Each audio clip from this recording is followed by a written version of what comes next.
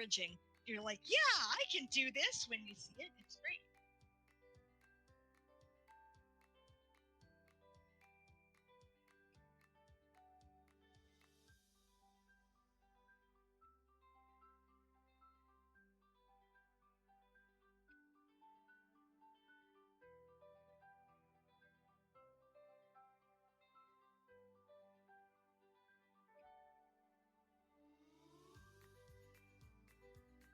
Yeah.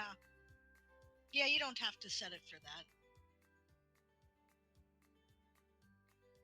Ticket cost, don't bother. I don't think you need that. Actually, just a second.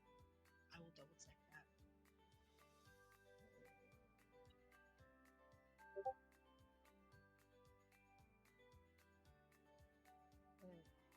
Yeah, I'm sorry. You didn't seem to need these, so I closed it. Not, Yeah. Okay. No worries. All right. So yes, advanced ticket cost. Yeah, don't bother. Just say 0. Right, and maximum tickets per user 1. Right, you can decide whether or not somebody needs to be a follower to win by checking the box, and you can decide whether or not people get bonus tickets. If you don't want them to, and that sounds like you didn't, just don't bother putting anything in those boxes. And duration at the beginning is, however long.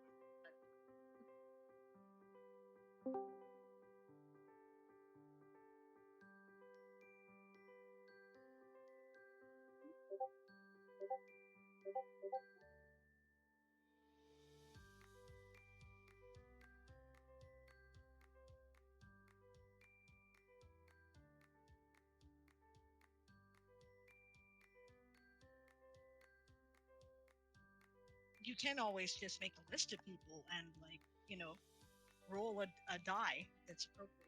I've done that.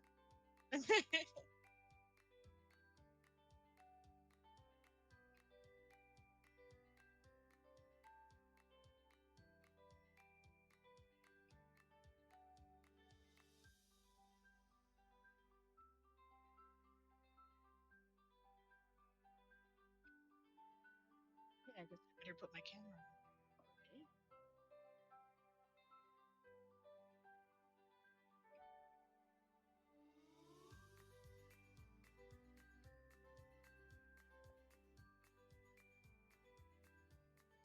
Isn't that nice?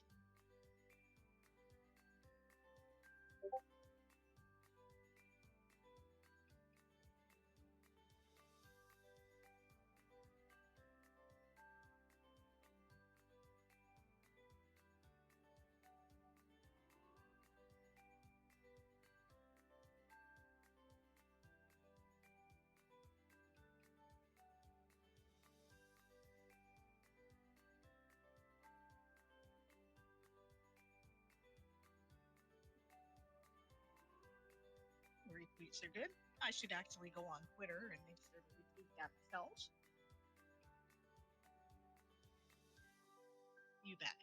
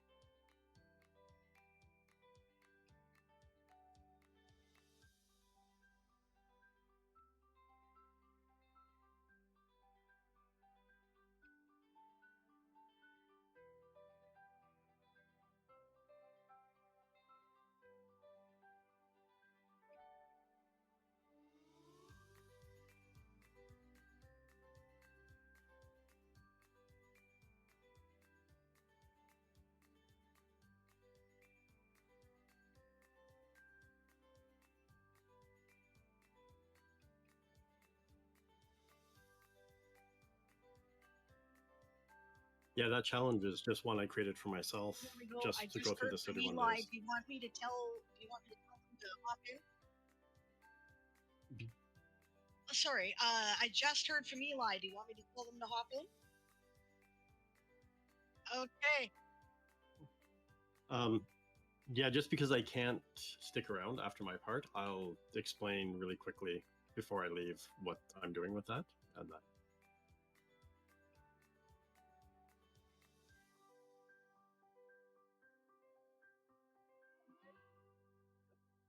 Well, and that's the thing that's actually I'm going to cover tonight is the story that I'm using as an example is one I did for a flash fiction that's only 1,000 words.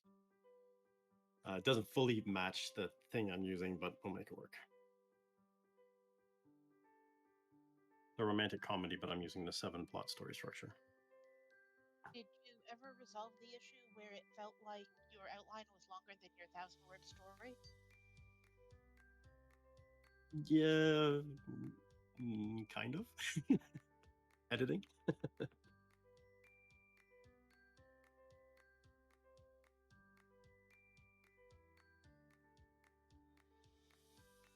Hold on. Give it 1 second because Eli just said, give Eli a moment. See if they'll come.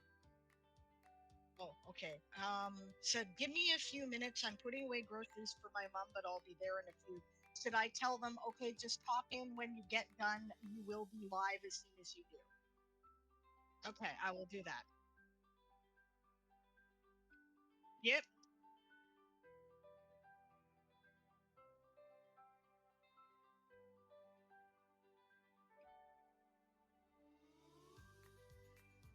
Yes.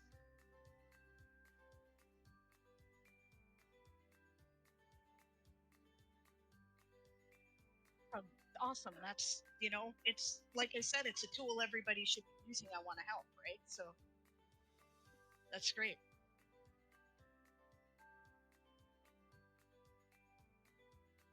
We're good.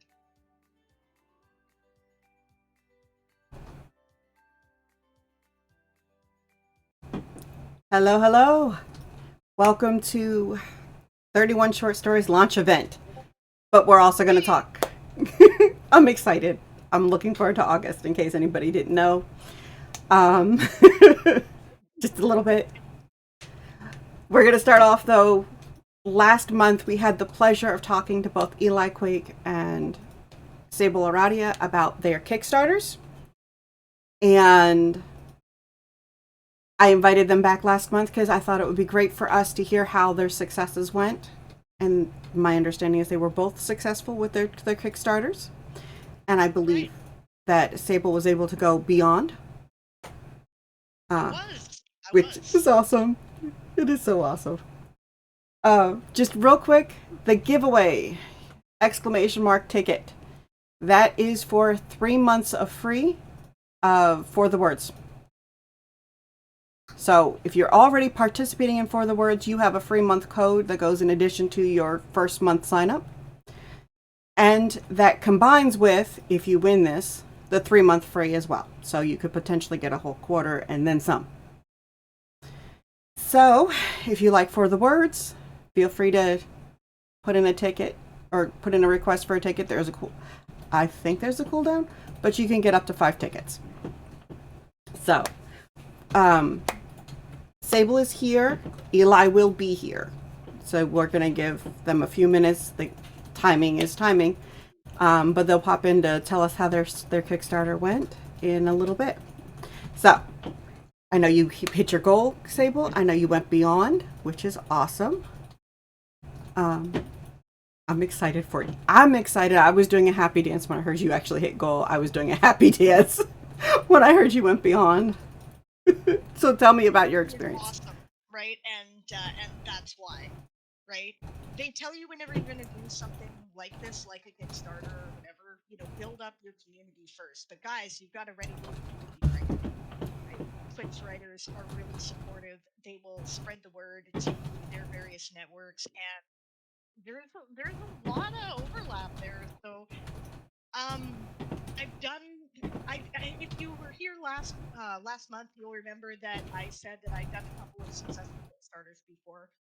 Um, but it was a lot of long haul, right? Like I was pinging every friend I had on Facebook at least once, going, "Hey, have you seen this?"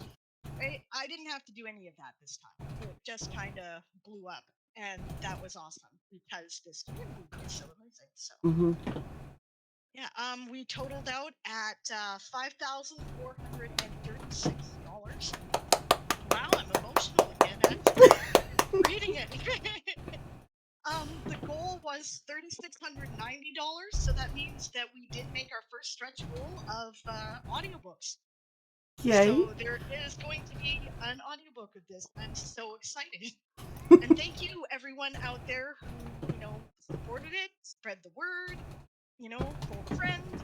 You're awesome, and I can't wait to get this into your hands. It's going to be amazing. And I really, really appreciate all the support. I am so happy that it has worked out. I am so happy for you. Beyond words, to be perfectly honest, because I think it's amazing that you were able to do so and that this community supported you as they did. But you're always supporting everyone else, so I'm not entirely surprised that it worked that way. That's what we're here for, right? Yes. I think. I can't disagree. Brian, am I a little louder now? I saw your message there in the chat. I put my mic a little closer. If not, I can probably turn up my computer volume. I am double checking my audio options as well to see if I can bring in better desktop audio. Right. Testing. Is that any better?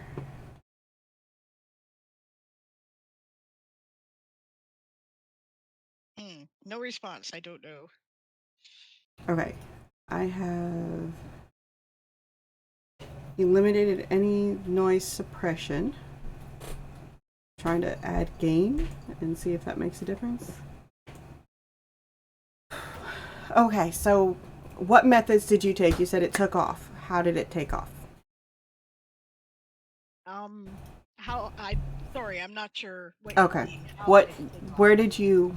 What steps did you take to draw attention to it that then everyone was able to step in and enjoy contributing where they could? Yeah, that's okay, that's a good question. Yeah, so I say I put together as many different strategies as possible. Right? Like when you're setting Kickstarter. Okay. It's not telling me that, but I'm watching the stream. Okay, there we go. Okay, yeah, so like I said, read their literature, right? Because they'll guide you, and their advice is good. And one of the things they say is consider your plan, right? Your marketing plan. Who are the groups that you can reach out to? Who might be interested in supporting your project? Can you, arrange for ways to support them in turn, and then everybody works together for mutual benefit? Because people are far more likely to do things for you if you're doing things for them, right? Mm-hmm. Only makes sense. Okay, so the Twitch writing community was one of my major platforms. I did talk to a bunch of people prior to the Kickstarter. I was talking about it for a few months before it went live. And so it had a chance to, the news had a chance to spread around the community, and, people were aware of it. And, mention it a few times, right? I'm terrible at talking about myself and my stuff. Many of us are. I'm Canadian. We're not good at this, right? But you have to. And you're not being a pain, right? You're not being a pain in the ass, because people might not have heard it the first time. Or they might have been involved in their own thing and just not really paid attention. It's amazing. The day, it was like 3 days before my store closed, which I had owned for 7 years. Someone came into my building and said, "I didn't know you were here." Okay? You really have to kind of work hard to get the word out, so it's really okay to remind people. And if you want to apologize, because, I do, I'm like, okay, I'm sorry, I'm running the Kickstarter video again, guys, because, just in case somebody hasn't heard it yet. So, but yeah, but do it. They'll understand. They get it, right? So mention it in different places. Talk about it with your friends. Talk about it with people in the community that you know. And do some social media marketing before you actually start, because then people have a chance to mark it on their calendar, prepare, so that when you mention it again, they're aware of it and they're like, okay, this person's doing this. Right? The other major platform that I used was World Anvil. Right? Now, as a lot of people know, I'm pretty intimately involved in World Anvil. I'm one of the Inner Sanctum members. And they have a stage membership. Like, the Inner Sanctum has kind of a limited membership. You kind of have to be voted in by the community. So that's an interesting thing. So really honored. But the Sage membership does all the same stuff that the Inner Sanctum stuff does as far as promoting goes. And they want to support you. That's part of what World Anvil gives you as part of their Sage membership. And it would be worth the money for that alone. They have a community of 1.5 million users. They have a huge Twitch audience. They have a huge Discord with something like 10,000 people on it.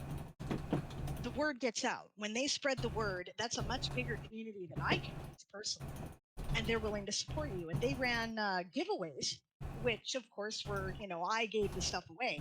It was a package of short stories in the Toy Soldier Saga universe. And they did that once a week for me for the length of the Kickstarter.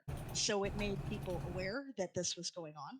They also raided into my channel when I was doing Kickstarter related streaming a couple of times. So their audience came right to me, and and there they were, right? And World Anvil's community is as supportive as the Twitch writing community. They're part of the greater Twitch writing community. So, you can expect that same kind of support there too. And between the two, and I don't know, I have a couple thousand followers on Twitter, and I have a YouTube channel with a couple of thousand subs that doesn't really go anywhere. I was just talking with Kat about that prior to going live, actually.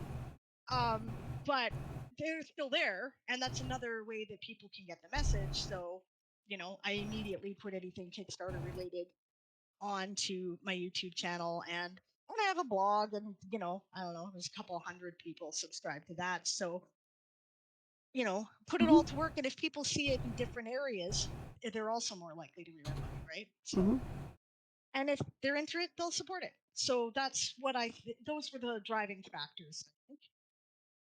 Sorry for the long answer. No, you are just fine. Okay. When did you know you were going to meet your goal? About a week in. That is I awesome. hear a dingy thing. Is that Eli? That's exactly what I was going to ask, because I'd love to get their thoughts. Yeah. You are? Yay. Welcome. Oh, there you are. Sorry for the delay. I'm here. I'm glad you were able to make it. I know you were. Sorry.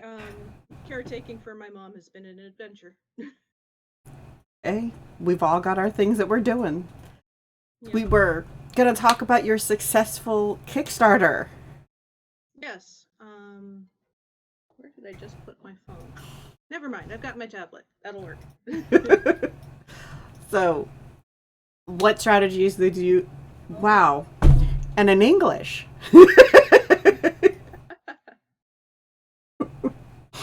What did you do to get your Kickstarter rolling, and when did you know you were going to make your goal? I knew...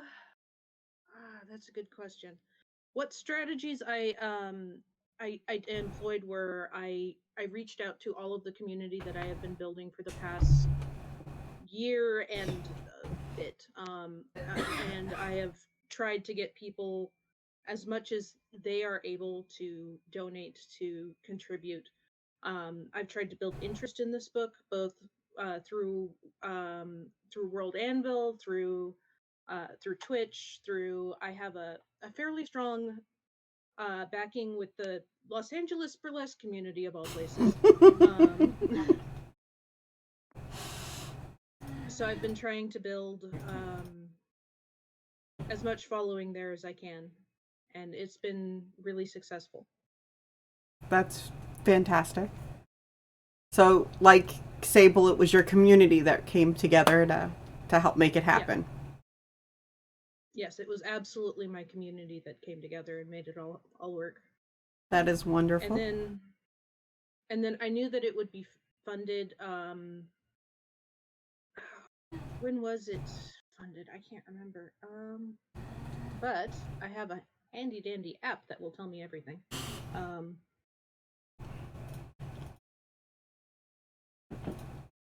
Yeah, you know, I must have missed your announcement that you were fully funded. I'm sorry that I missed it. Congratulations, by the way. Eli's Kickstarter is still going on. You can still support Eli's book.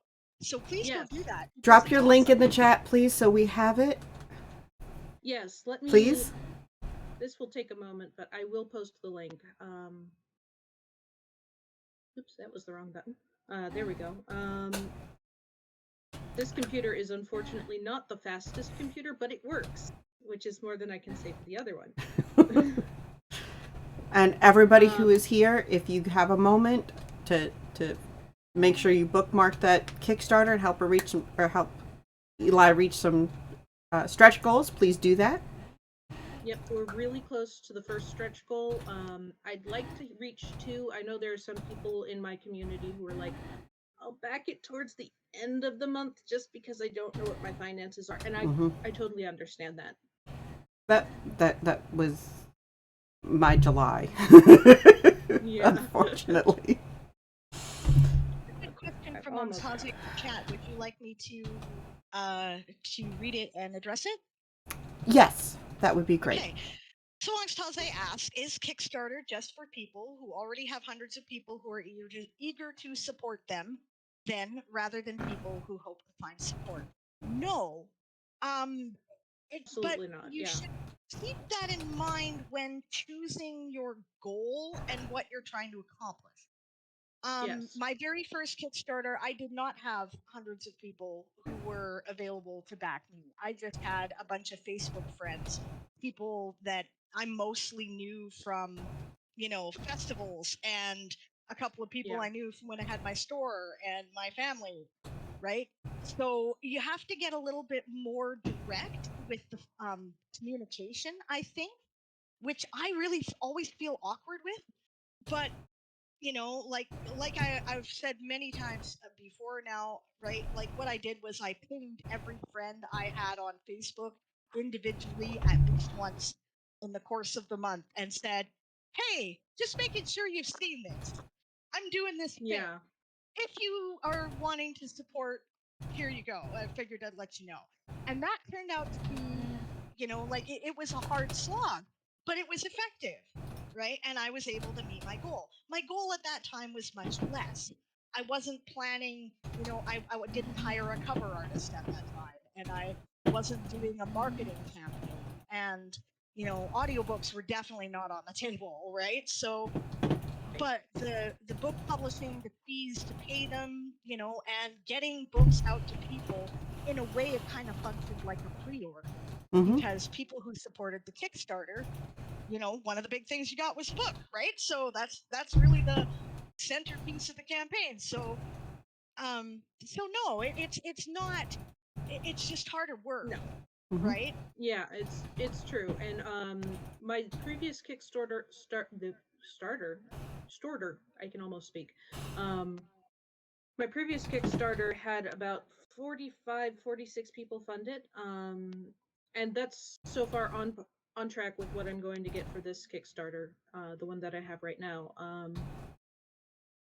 So no, you absolutely don't need hundreds of people following you. You need enough to fund whatever you're funding. But keep in mind that whatever your community size, keep your budget within that range. Okay. What has been the highlight of this Kickstarter for both of you?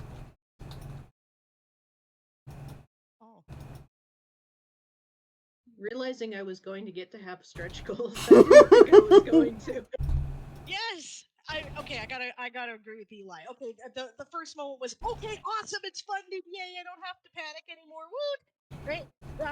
The second, but it was even a greater high was when I realized, oh my god, we're actually gonna clear the first stretch goal. Holy cow, this is awesome, right? And it started when I was like, oh hey, we're only a couple $100 away from the first stretch goal. Oh wow, we might have a chance of this. That's right, Elves in Space. That's literally my book, Elves in Space. Nobody does it like I do, but that's Elves in Space. That is true. To my mom with Elves in Space, and my mom went, "That sounds really interesting. I'd like to read that." And she backed the Kickstarter. That's awesome. Thank you to your mom. That's awesome. Yeah, so we got Eli's link in the chat. Good. Go support it. Please. Yes. Go back to Help them Eli's, reach their stretch goal. of VODs, right? They are reading part of the series. Yes, and I was reading the get us first out. book. Yep. And if you don't already own the first book, there are I do. packages in the Kickstarter to get the first book. Awesome. Awesome. I had Awesome. people who are new in mind when I was putting together this. That's brilliant. That's a great strategy to keep in mind, especially for those of us who already have established series. Oh, Yep. hey, I just realized another answer to the Lady Wright's question there, Eli. The epic team. What was the question? I'm sorry. The question, what was the highlight? What were some of the highlights? Oh, right, the epic team. That was awesome. Yes, I loved that. Okay, so the epic team up, what it was is that we found out that there were 3 of us in the World Anvil community who were all running Kickstarters that overlapped. Yes. One was like coming near the end, one was about halfway through, and one had just started. We thought, let's like team up. We'll get together, we'll do one big long stream with the 3 of us, and we'll interview each other about our book, and we'll talk about the process, and we'll, help hype each other up and support each other. And it was a lot of fun. And we got Yes, it was. amazing support out of it. It was so cool. I jumped in for a few minutes on that stream, and I really hated having to get out. We had such a blast. We had such a blast that we actually kind of forgot towards the end to ask each other questions. It's true. It was so much fun. We're gonna do more. Once Yes. Eli's Kickstarter is finished, then the 3 of us are getting together again. That would be Eli, myself, and Basic Dragon, for those of you who are familiar, who is also a quick streamer and writer. And we're going to do, okay, so now that it's over, what happens next? Here's the process, the fulfillment. Here's what happens, here's the struggles we run into, Perfect. In part, it's just an excuse to get together again, but we also thought it might be helpful. Okay. Things So that I got to do recently was I actually commissioned some art for the second book of my series, the one that's coming out. yay. That is fun. Yes. Same artist as your cover artist? No, it's not going to be the cover artist. I wanted to hire multiple different artists. So I have the cover artist. She's been paid. She's happy. And then I found this artist on Twitter who was saying, I want to buy a thing. Somebody commissioned me for something. And I said, I want to commission you for something.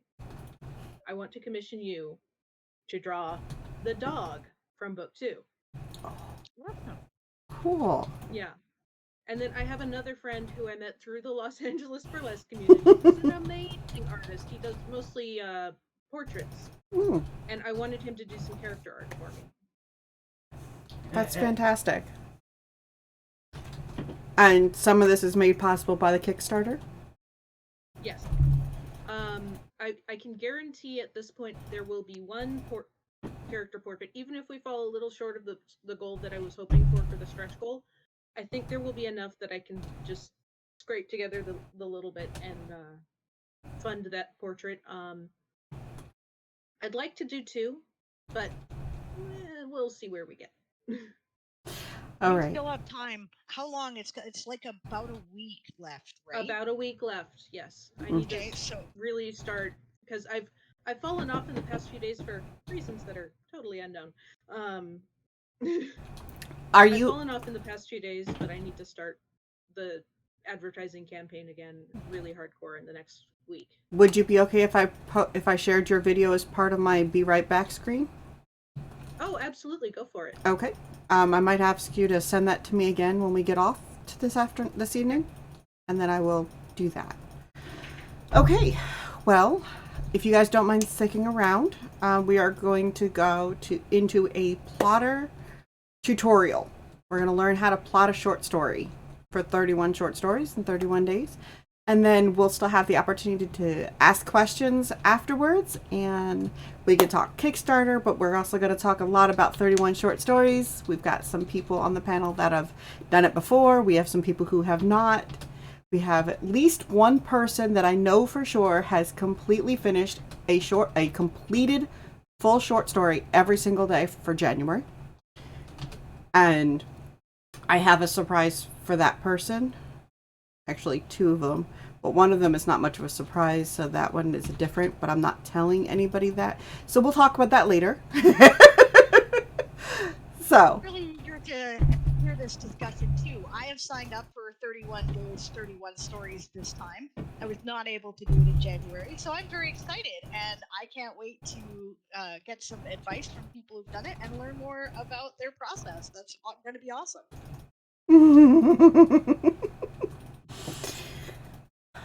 Okay. So, first we're going to transition now over to let's see if I can do this right. I can. To the Calm Scribe. Are you still in our chat so we can bring you up? Oh, I'm on the wrong screen here. Okay, and I will turn off my camera.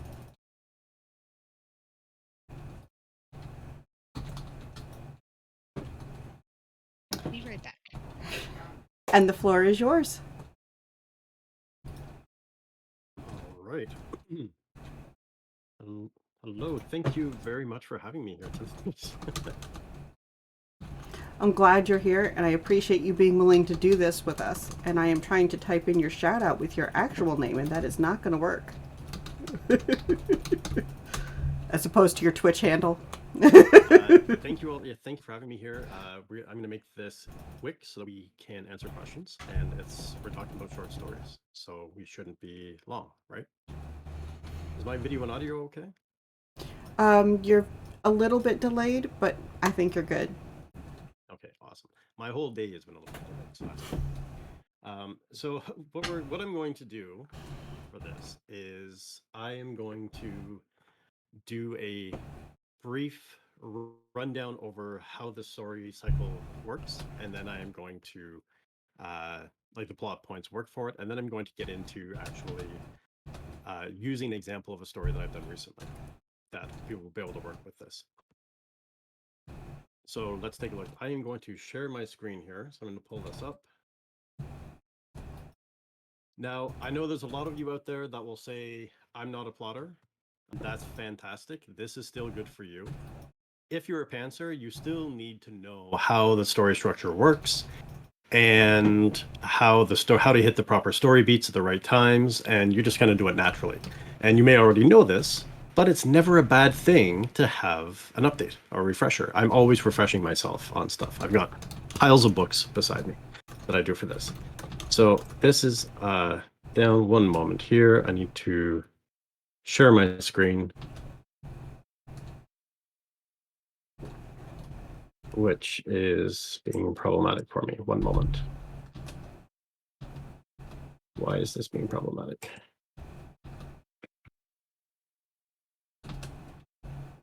If I move this over here and pop this up, there we go.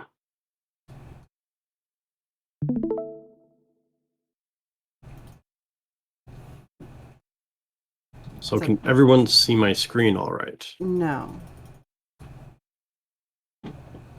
Are you doing the screen share in Discord? I am. Let me see something. because it's showing up as in the Discord. It's showing up. You have to put non-video participants, or That's what I'm checking right now. Got it. Okay, we have yours. there we go. Awesome. All right, so I'm going to minimize this. So I'm going to be looking at notes and looking at this, so it's going to be hard for me to see chat or anything, but I'll try to keep an eye on things. So if anything goes wonky with the screen, just please let me know. So what we're looking at doing for this, because this is the 31 stories, 31 days. I realized I said that backwards, but this is the challenge that's going on. And we're going to use Plotter to take a look at how to do a story outline or a story structure for doing this. Now, I'm going to go over the basic plot points. We're going to be using the 7 plot point story structure for this. And then I'm going to go into a short story. It's actually a flash fiction that I did for that was 1,000 words that I fit into this structure. But it's actually a slightly different plot point that I use for that, but we'll get into it. So the 7-point plot structure works on 7 beats. And the beats are the hook, the plot turn 1, pinch point 1, midpoint, pinch point 2, plot turn 2, resolution. It's pretty simple. You can expand it out as much as you want, or you can shrink it down. This also works on the 3-act story structure. So beat 1 and 2 are act 1, beats 3, 4, and 5 are act 2, and beats 6 and 7 are going to be your act 3 as this factors in. So as a bit of a refresher, the hook, or beat 1, is the beginning of act 1, and it's an opening scene, and it's your opportunity to engage the reader and draw them into the story. It's the beginning of the protagonist character arc, and that's important to remember because the protagonist of your story has to be in an opposite state than they are at the end of the story when you're moving forward. So in this one, it's establishing the setting, introduce the protagonist, and showcase their life under normal circumstances. And you have to develop a 3-dimensional protagonist. Someone that has flaws, desires, a unique personality, someone that the readers are actually going to care about and care about what happens enough to want to continue reading the story. The second point that we're looking at is here, the plot is beat 2, is plot turn 1.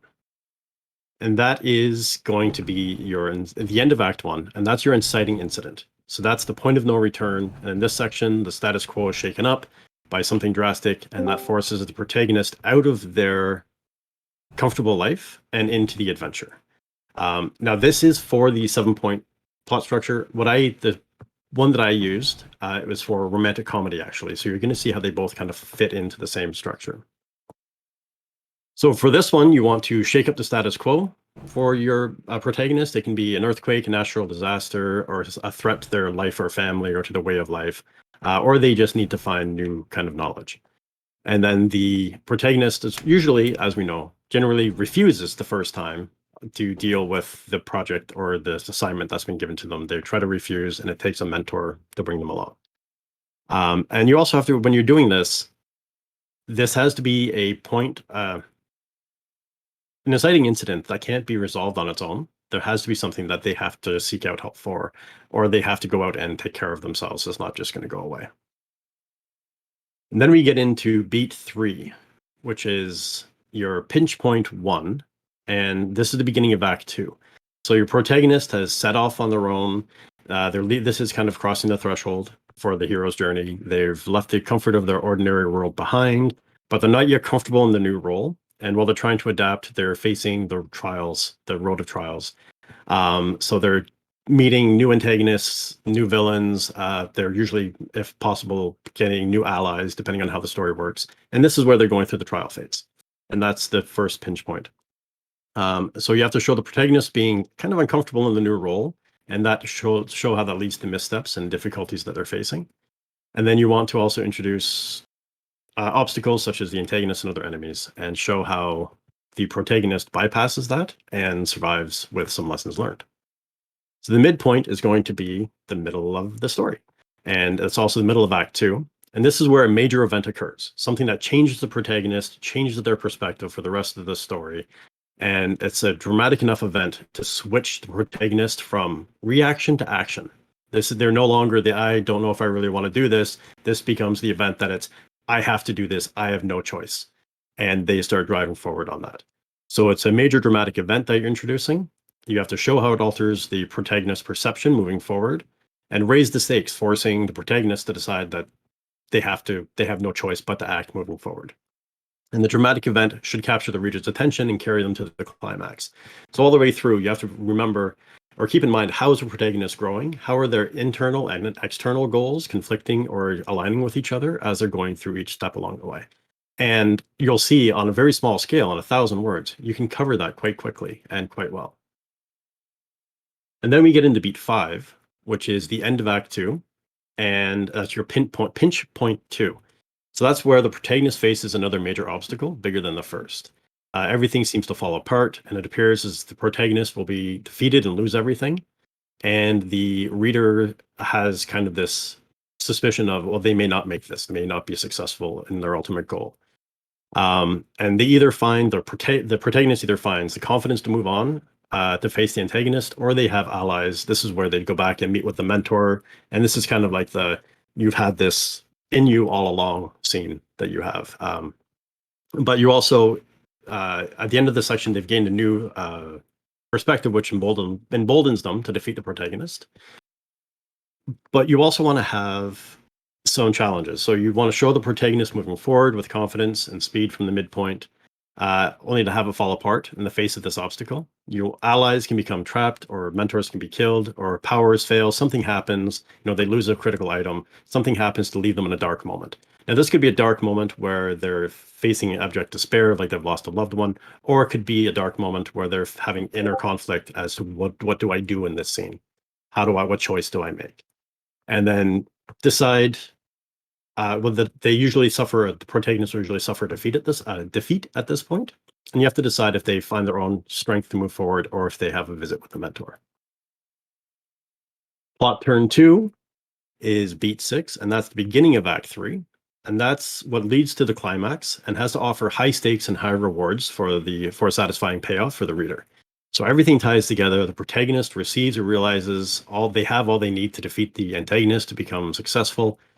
And the protagonist and antagonist meet for their final dramatic confrontation against each other. The entire story's been leading to this point, so it's important to have the protagonist in a position of strength and being confident in the abilities that they now have. So things to keep in mind for this are to determine what new piece of information or ability is granted to the protagonist. Do they have a new object? Have they learned something new? Have they been given inspiring words? Did they realize the person who they thought died didn't die? Or they've learned the potential of an object they had. They've got this crystal and they realize it can actually do so much more than they first thought it could. And you also want to show the protagonist newly emboldened for the battle in the event, and to show how they've regained their confidence. Remember, show, don't tell. And you also need to show how they've used everything they've learned along the way to be successful. And then lead the protagonist to the final confrontation and make it explosive and dramatic, because this is going to the climax. And the resolution, beat point 7, end of Act 3, the antagonist is defeated or not. They could just be driven off. And after the final confrontation, and this is going to conclude the character arc for the protagonist, and they have to be transformed from what they were at the beginning of the story. So that's where it's important to kind of remember the internal and external wants and needs and their position at the beginning of the story, because the end of the story is going to mirror the beginning a little bit, which works. And then, so this shows the protagonist return to a sense of normal, or as close to normal as they can have. And you can consider having them be celebrated and, people adoring fans when they return back home as to how they've been, for what they've done for saving the day. If that's what they're doing, if this is kind of a hero story. So what I did for this one, for myself, and if anyone has questions along the way, let me know and I can try to answer. So these are the main 7 plot points that you're looking for. And the way I described it to you is more for an action adventure, or for a hero, just kind of a hero's journey little thing, a little small encapsulated. All of the points of the hero's journey is kind of included in these 7 points. They're just condensed down a little bit. So what I did was, I was a part of the New York City Midnight Flash Fiction Challenge, and I had a challenge to write a 1,000-word short story in 48 hours, fully edited. That was a romantic comedy set in an arcade, and it had to involve a childproof pill bottle. I was really having trouble doing it. I normally only plot out my big stories that I need to use Plotter to remember all the details and notes and characters and all that stuff. And I decided for this one, for the first time ever, I was going to plot out a short story. It's 1,000 words, came out to be 98 words. And I said, I'm going to plot this out and see how it works. So I used the romantic comedy story structure within Plotter, because Plotter has multiple templates you can work with, and they're always adding more. But I used the romantic comedy, but the romantic comedy is also in 7 beats. So we'll see how this ties in, and it's not quite the exact same, but I'll explain how it kind of fits as we go along. So for this, we need the hook, which is the opening scene, the opportunity to grab the person and draw them into the story. So for this, the hook is that Jaden is a top arcade gamer in his city, and he's participating in the National Arcade Championships. And at the end of day 1, he is down 4 games to 5 to Fire Panda. So this other player competing is Fire Panda, and he's down 4 games to 5. And so that's kind of the hook. That's one of the points of stress where he should be the one winning. He should be the one. So he's not happy with this. And we kind of show him in his normal life. He's a fantastic, because you also need in that point to show something that they're not happy with. So he's in his normal life. He's competing in an arcade championship, but he's unhappy because he's not winning. So there's something that he needs to resolve within the hook that we see right there. Beat 2 is the plot turn 1. So in beat 2, this is where there's an inciting incident and the point of no return, where something status quo shakes things up. So this is the earthquake moment, or the moment when you meet a girl or a guy. So he it says they here, because I was just doing quick notes, but he meets with the Avery. So Jaden meets Avery at the competition, and they instantly hit it off, but they don't know who each other actually are. And he helps her open her arthritis medication because she's struggling with the childproof cap, and they end up chatting and agreeing to meet at the end of the day. He thinks that she's a volunteer at this event that's there. So he walks away in the story, happy that he met her and thrilled that they're going to meet up at the end of the day, and thinking that how brave and wonderful she was and beautiful. And she's there volunteering, even though she's in a pain flare and she's dealing with all these difficult things. So that's kind of the inciting incident, is he's going off. This is done as a flashback, so this is before he's losing at the end of beat 1. So this is the beginning of the day. Beat 1 was at the end of day 1. Pinch point 1 is when something happens that makes them. They set off on an adventure, leaving their ordinary world behind, and something happens that they're not quite comfortable with, or there's something that makes them unhappy, uncomfortable. And so in pinch point 1, he has finished the day. We're back to the end of the day. He hasn't seen Avery in the crowd anywhere. He's really upset that he hasn't seen her, and he thinks that she's left due to a pain flare. So he's down in the dumps. He's down in the standings. He's in second place to Fire Panda, and he's feeling bad because there's he hasn't seen this girl that he likes, that he met in the beginning of the day. But he meets up with his friend Avery, he meets up with his friend Gary. And Gary's the comedic relief that comes in at this point. So he's kind of a subplot that helps carry the story along and add some comedy in the romantic comedy thing. So they start talking about how, what's going on and why he hasn't met this girl. And they decide that they're going to that they're going to try to find her. And while they're walking back towards the back section where the lounge is for the players, and they hear a commotion of people yelling, Fire Panda, can we get your autograph? He had been up, because they're in competition, he had been on the opposite side of Fire Panda the entire day. So he has no idea who Fire Panda is. So at this point, in the midpoint, where a major event occurs that changes the protagonist's perspective for the entire rest of the story, at the midpoint, Jaden realizes that Avery is Fire Panda. He turns the corner, he sees a girl standing there wearing a jacket, and there's a panda with 2 flaming paws on the back of it. And that's the arthritis that she has, right? So she is Fire Panda. So that changes his perspective, because there's this girl that he thinks is amazing, and she's the one that's beating him in this competition. And so that increases the tension, increases the intensity, and he's not happy, and that changes his perspective as he goes forward. Oh, snap. Pinch point 2 is, again, where we're looking at pinch point 2. That is, there's another major obstacle where everything seems to fall apart, and they end up getting a new perspective. So in pinch point 2, Avery loses her medication, excuse me, and she's in a pain flare, but she's still competing. And Jaden, knowing this and knowing that, so that's kind of the dark moment for him, is that this girl that he really likes, that he's really into, and who's also beating him, because he is a very competitive person, right? He's in this competition. So the beginning of the hook, he's there competing and unhappy that he's not winning. So at this point, this is where the internal external desires kind of conflict. He wants internally, he needs or wants to be with her, and externally he wants to win this competition.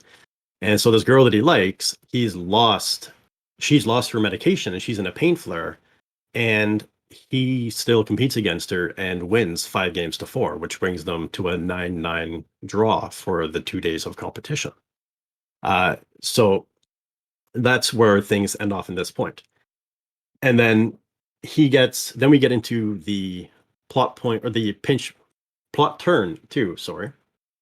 And that's where everything that's led up to this point, this high stakes, high reward, needs to pay off. And we see the protagonist in a position of strength. So in this one, they're tied. They're going to a tiebreaker before they're going to the final head-to-head competition, where they're going to play Qbert against each other. Avery is resting in the lounge, and Jaden finds her pill bottles behind Bubble Bobble and leaves them. So this is his dark moment. This is his inner turmoil. This is where everything is seeming to kind of fall apart, and he's not, like, he's tied, and he's at the crossroads of, do I go for the girl? Do I go for the competition? Do I go for love or winning? What happens in this? And he makes the terrible choice of leaving the medication and walking past, pretending he didn't see it, because he really wants to win. But that's leading up to the climax of that point. And then, so he's at his darkest moment. That's his dark night of the soul, if you want to say. And then we get into the resolution, where Jaden goes back. He gets about 15 feet down the hallway. The inner conflict wins. He really wants the love. So he turns, runs back to 15 feet, grabs the pills, brings them back to the lounge, and cracks a joke about his friend Gary to lighten the mood a little bit, and gives her pain pills. And this is because they have an hour break before they face off against Qbert. And he says, is this going to help in time? Are you going to be okay? And she says, I'm still going to be uncomfortable, but it'll be a lot better. And he apologizes to her in this scene and says that he realized he was being too competitive, and he didn't want to win that way by winning by having her not have her medication. So instead, because she says, you would have beat me. And he said, yeah, but that's not how I wanted to win. And he's like, besides, I really like you. I'm sorry. I shouldn't have been so competitive. Because when he saw that she was Fire Panda in the middle, he just turned and walked away and stopped talking to her, which was really painful for her.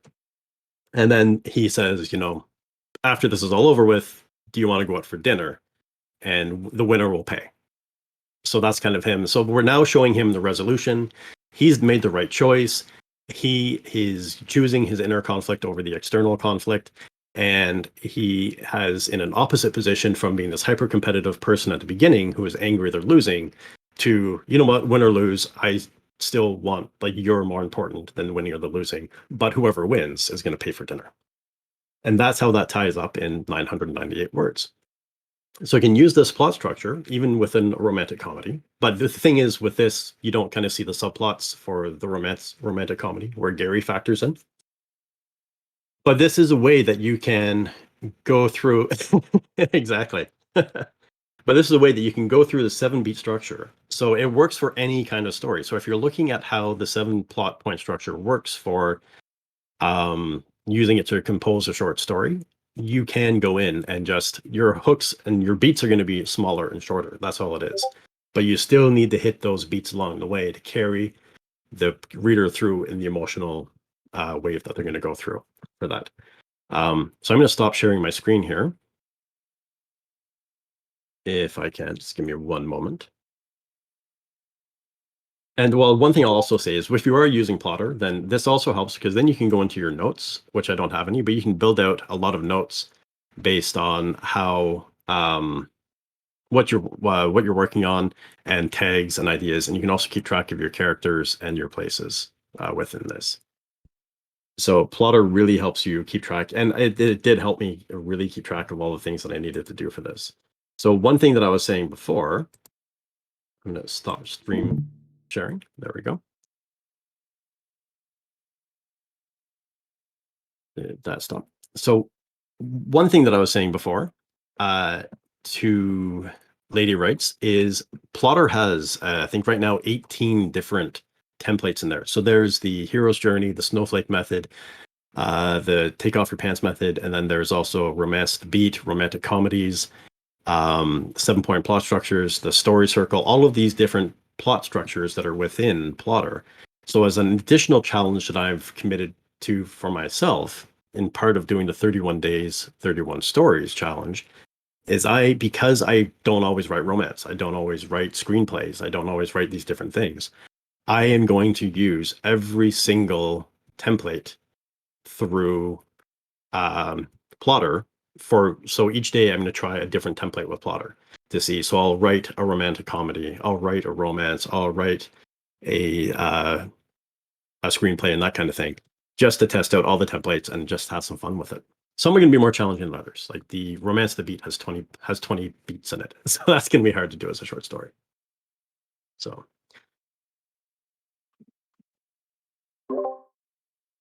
good to know you haven't been writing short stories, given that each story must do those things. Well, and that's the thing, is that the short story is like a flash fiction, or they still need to follow the same plot points and the plot structures that a normal as a novel does. They're just more condensed, and that's part of the challenge. That's part of the fun with it. And as you get used to it and you're more comfortable with it, you don't have to use the template if you don't need to for a short story. You can just kind of make sure that, okay, around this point, this is when you know the signposts, you know how to hit them. And often what I find with those of us who write into the dark, we don't realize that our stories are actually hitting those points when we're writing them. But as you were breaking them down, I was thinking about one of my stories. And I'm like, well, yeah, that does do that. Oh, yeah. I didn't think about this. That is that, So often when we're writing, which is why I'm grateful that you're so willing to come on, because I'm really not very good at explaining those things the way you are. And the fact that you can break them down into the different sections and formats that we generally hit as storytellers. Yeah. And I think it's great, and Plotter makes it so much easier to do that. It does, and it's also, Plotter is not just for outlining. Like I said, you can keep track of your notes, of your characters, of your series. You can have different books within it, and it really keeps track of everything for you. So I use it for a lot more things than just plotting. But the nice thing with it is that as a storyteller, as a writer, you know these things. These things are already internalized for you. The Line of Archinomus, the science fiction novel I'm writing on stream, I created my own template for it. I just put down, these are the beats, this is what I wanted to happen in each one. And then actually just a couple of weeks ago on stream, I sat down and I was like, you know what? Let's compare this to the hero's journey. Or no, to the action adventure plotline. I was like, let's compare my story to the action adventure plotline to see if I've got things lined up.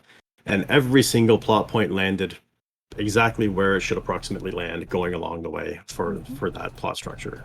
And so that's the thing, is you're absolutely right. If you write into the dark, if you're a writer and you've been doing it for a while, you know how stories function, you know how to carry someone along. This just helps kind of solidify and keep track of things. Because one thing I'm doing, because you can do a different series, is I can do each day, I can add as a new book in Plotter and keep track, so I have all 31 lined out at the end in one section, in one space, in one convenient place to look at. I'm actually doing something similar with For the Words. I have a project just for 31 days for the month, and I'm exactly the same thing. All my projects are going to be one spot. Plot structure has still been around since the Greek monolith, still alive and kicking now with the internet. This is true. That's true. And that's the thing, that if you work with, because that's something as well, I don't know if I've mentioned or not, but I do now work with Plotter as well. I'm their events manager and the partnerships manager with Plotter. And when you're looking at all these plot lines and outlines and studying them as intensively as I do on a daily basis, you realize they all kind of hit the same thing. They're all following the same structure, the same method going along, but there's different components you need to remember for each thing. So, an action adventure is going to have different components and different difficulties and challenges than a romance is going to have.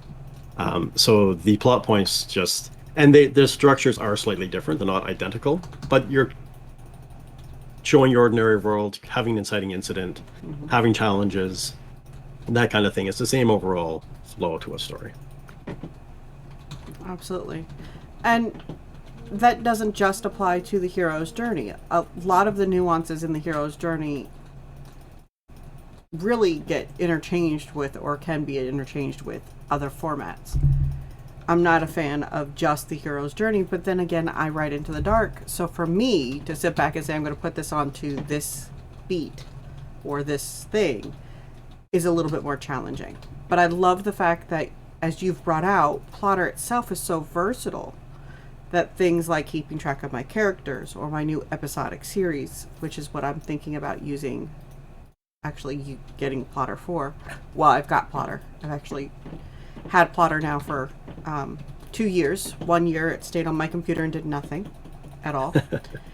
Because I was like, I can do this. This will be helpful, and I can I can let my kiddos sit down and work with it too, and it'll be great for all of us who are writers in this household. And then I didn't do anything with it. But subscription time came up, and it really is a great program. If you don't have it, it is worth it. I will tell you, because the flexibility that I didn't realize it had just gives you as an author so many opportunities to make it work. It's kind of like what I found with Nathalia Book's approach to World Anvil.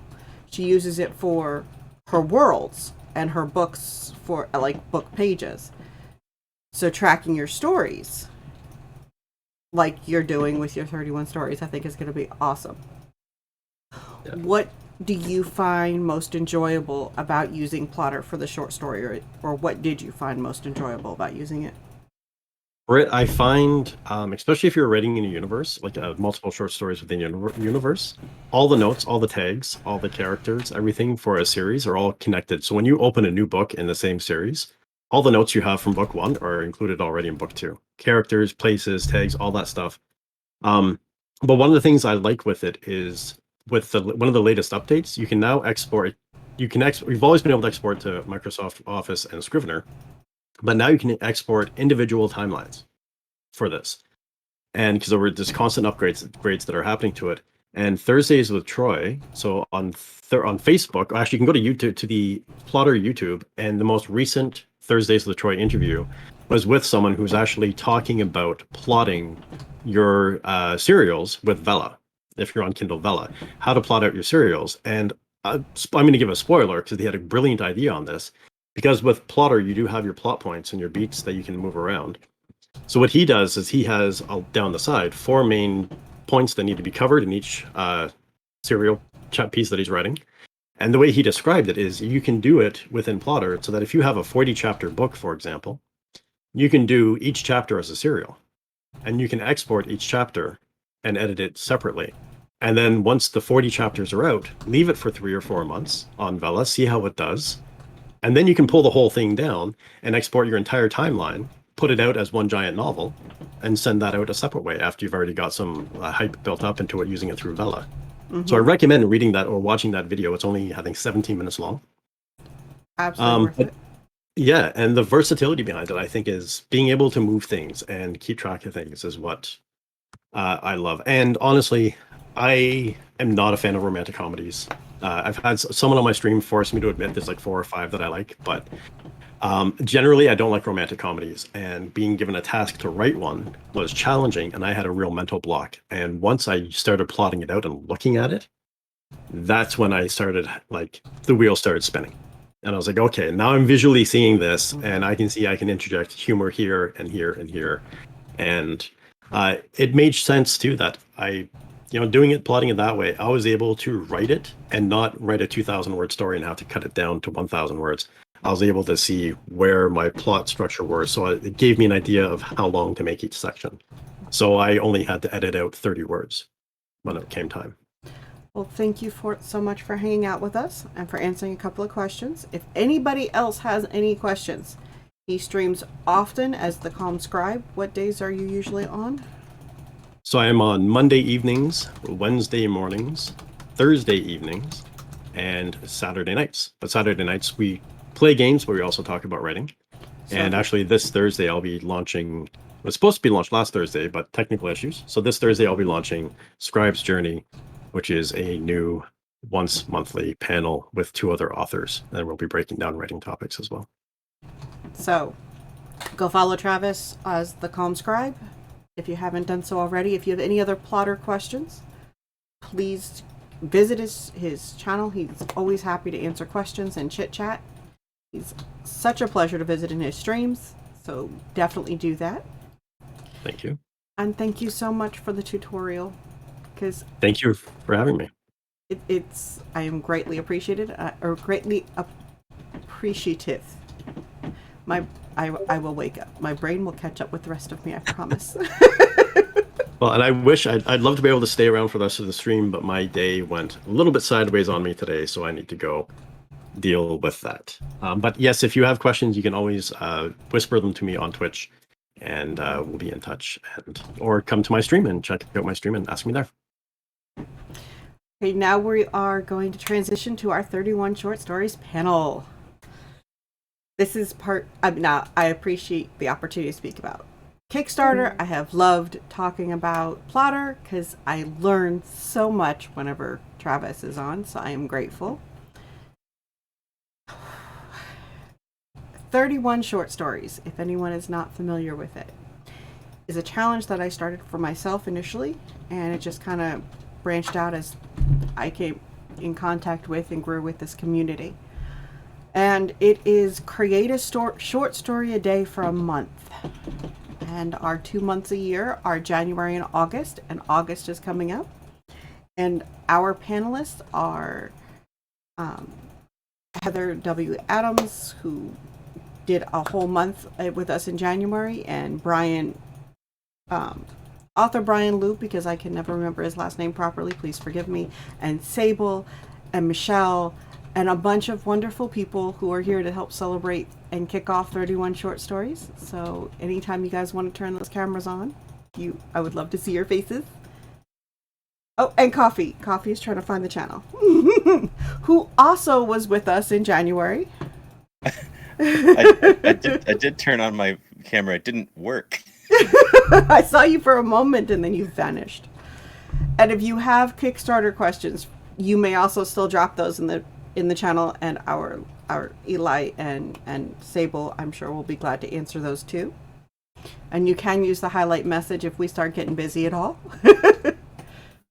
Let me see if I can help Coffee real quick.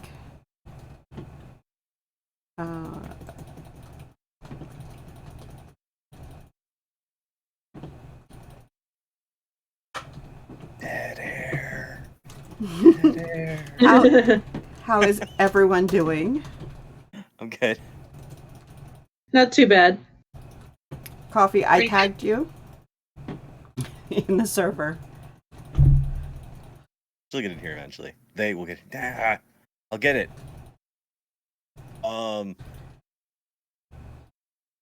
So done. I've been working hard with the summer camp for World Anvil because I got sucked in. Pete, you are in the wrong video, or almost there, voice Coffee. chat. Yeah, you're welcome. Down, down. Yeah, it's over here. One more says streaming chat under the panel show.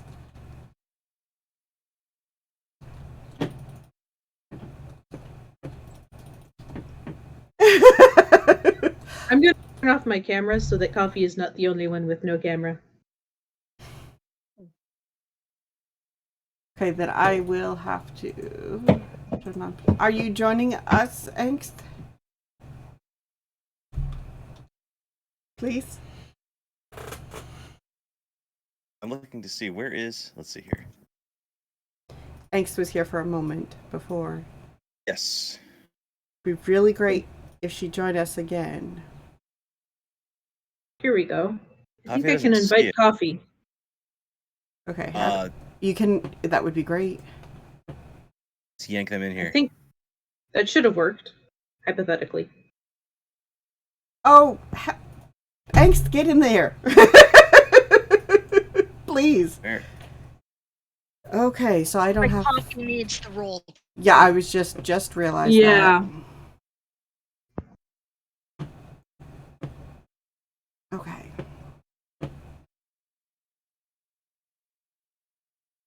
Oh, I I didn't decided write. I was going with lighter hair this time, but I don't think my dye job worked very Eggs, well. I didn't write all 31.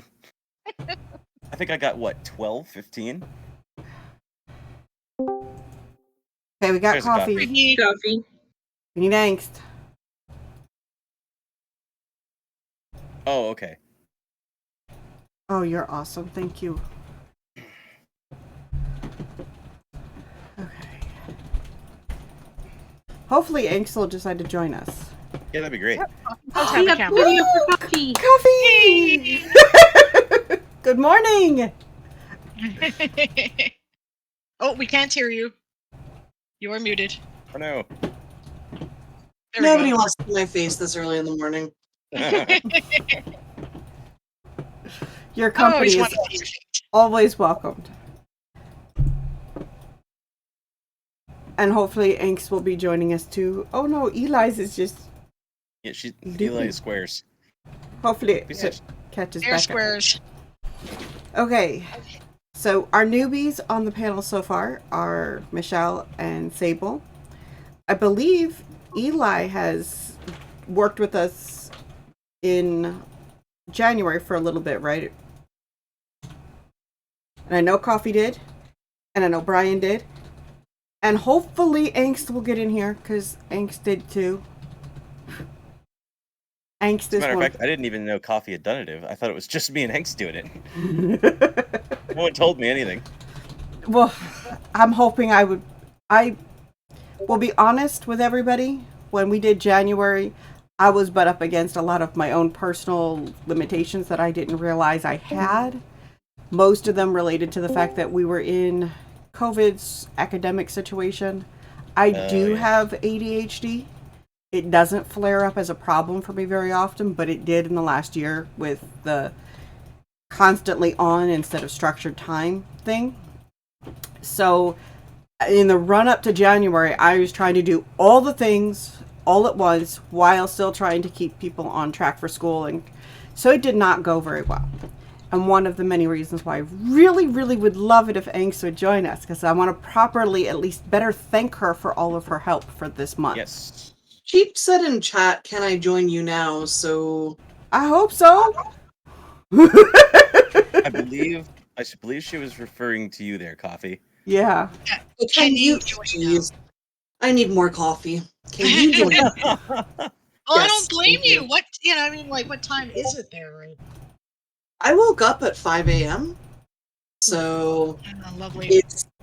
it's now 7, so not so bad. But then I have to go stream at 8, and I'll probably be grumpy. Oh, well, I know where I'm going after this then. That's cool. Right? Well, I've got to start on the writers' games for this one. I got to do that now. Okay, so I guess let's get started. And hopefully Heather will join us so I can thank her properly. Yeah, Eli is having trouble getting in. They're like, I don't think anyone can hear me. So Sorry, Eli. You were doing great until you joined me in picturelessness. Mhm. Well, they decided to turn off their camera to make you feel more welcome, and that may have been a mistake. The gesture is always appreciated. Can we hear you?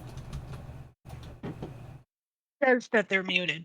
Oh, okay. I can't. Oh, there it is. I was gonna say I couldn't see the indication on one screen. I can see it on the other. Okay, so Remember Eli and just try voice. See how that works.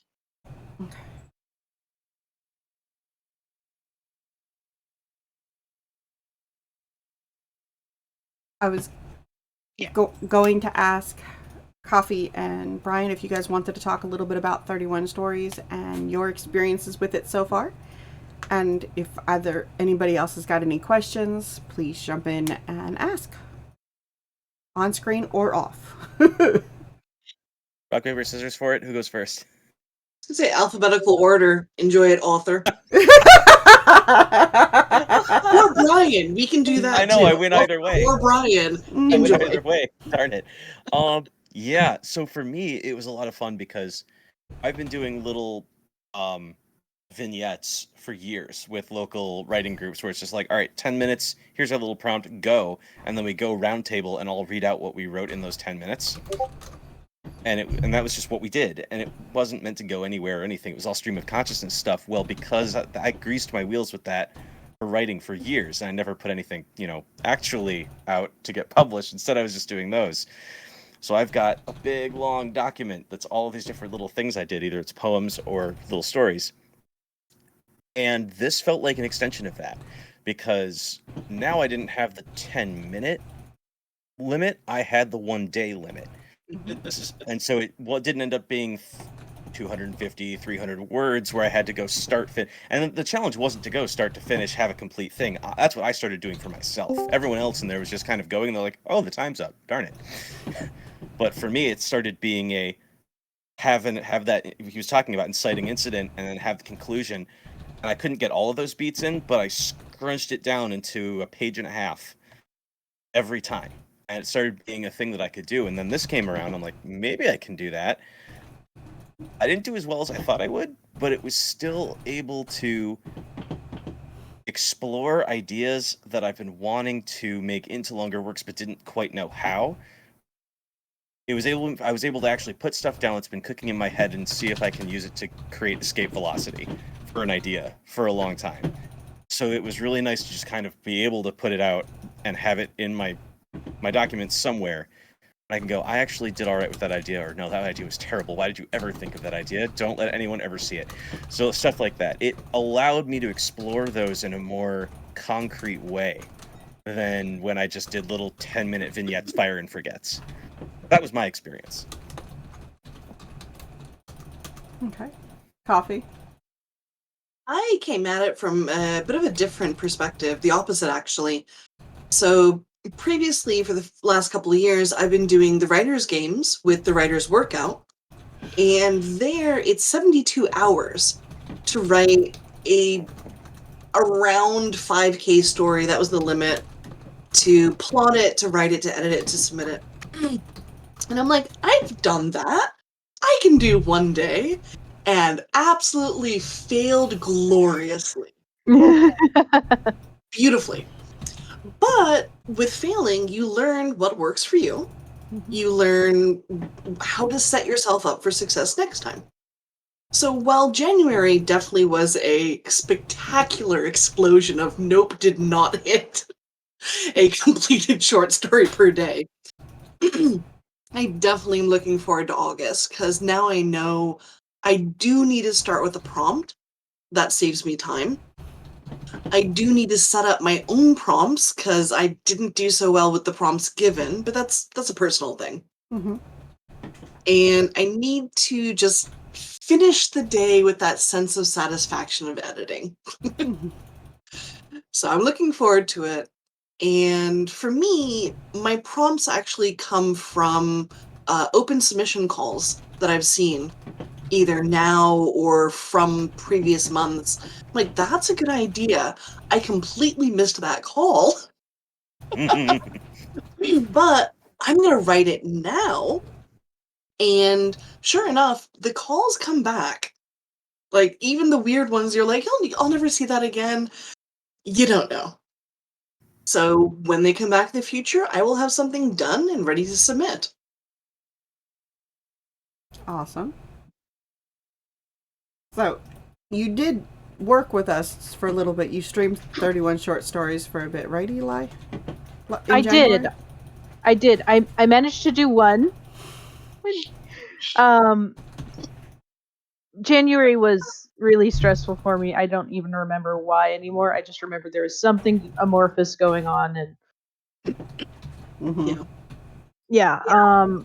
I did actually manage to write one. It's about a vampire, and I would have submitted it to the anthology you were doing. It is not safe for children.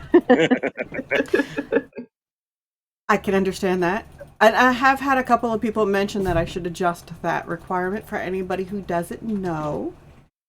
There is an anthology that, or really it's a magazine. It's not so much just an anthology. It's a magazine that will be available.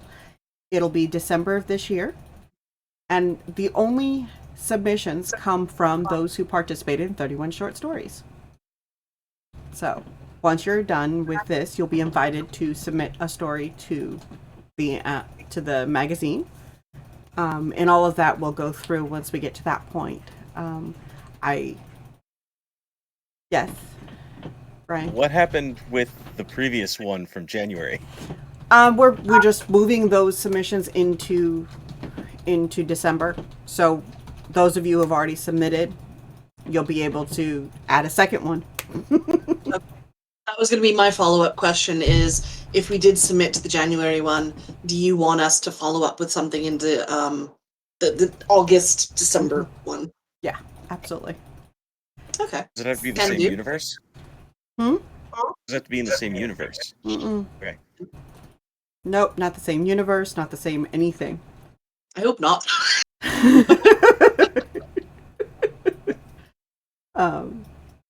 Hoping to get a couple of more artists involved, adding some art to complement. Now, the art will not be direct derivatives of stories, just so everybody knows. It's not like, anybody's story is going to have, but it may be inspired of or impressioned of from kind of stuff. Or, hey, this story is dark. This feels dark too. Let's put them together. That kind of thing. Or this is light and fluffy because somebody wrote about bunnies or something. Thinking of someone in particular that will probably be writing about kitties. They might be next to me. That kind of thing. That kind of... there won't be any direct pairings. Ooh, what a brilliant idea, Angst. I'd still love it if you would join us in the conversation on the screen, though. Yeah. Yes. If everybody would like to see Heather join us, put some hype in the channel. Oh, I was like, I'll just raise my hand. I would. Because I don't think there's anybody on the screen that doesn't want you here. Because I want to thank you. It'll be fun. I have no idea why I just picked my raid emote for hype.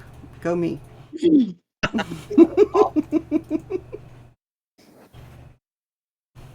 And Sable, you're doing it next month? I am. Yes. I didn't do the one in January because I was exhausted. And my family basically told me no. You're not. Right? But ironically, they've been pushing me to do this one.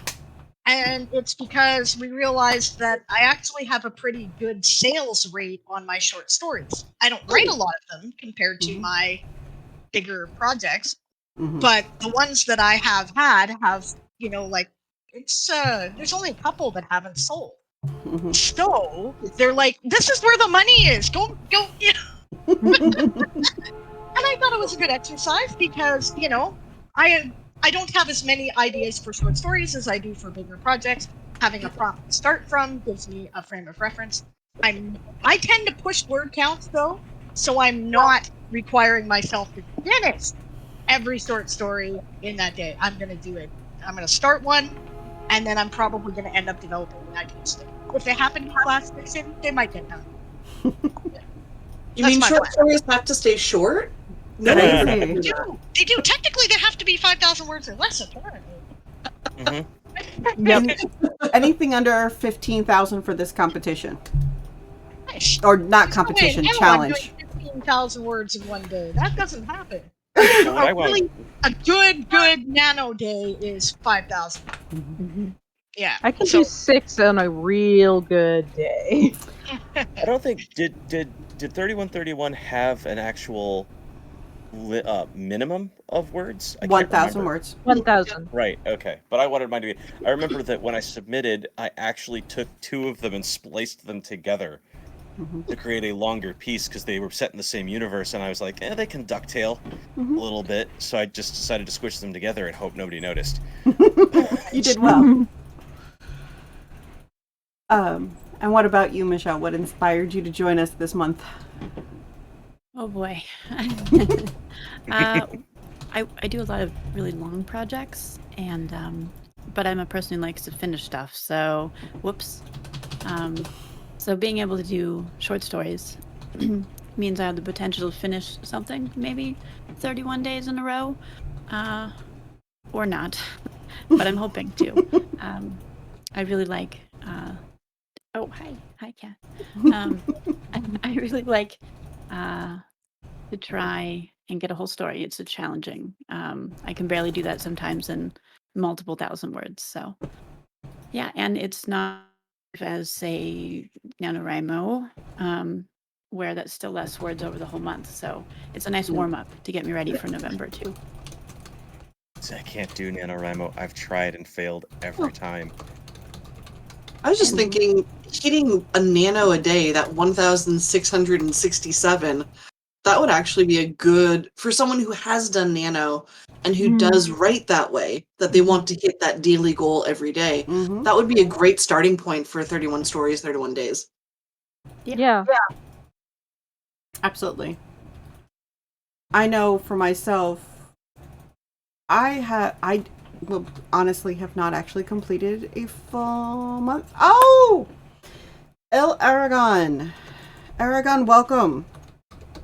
If you guys are not following Aragon, please do so. She is another member of our writing community and one of our streamers for 31 days.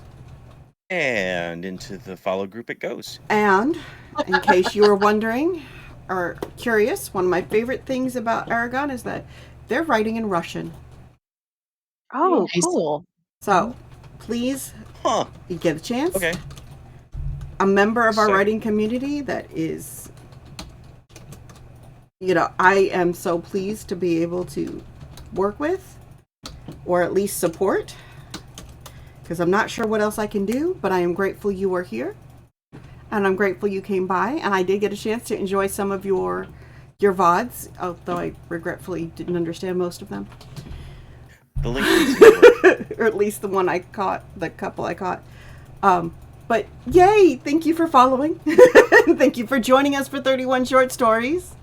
And I am glad you are joining us and writing in Russian. And it's going to be fun. I apologize. I just noticed they followed. I had to think. Do it right. No apologies needed. Nope. I can't wait for 31 short stories to start. Because I created 2 universes in January. It's part of the reason why I didn't get completely finished myself. The one person who I know for a fact completely finished a story every single day that I know is lurking in this channel won't get on the channel. Not sure she's lurking in the chat anymore, but You said to get I out hope of the she- chat. Like, I don't understand, but whatever. She kept me going with it. Couple She of does. universes. She's I'm looking persistent forward. and inspirational, and because she's so dedicated to making sure it gets accomplished, Angst was such a pivotal part of making sure this month was successful. If you guys do not have the yeah, it guidebook, was very nice to look at.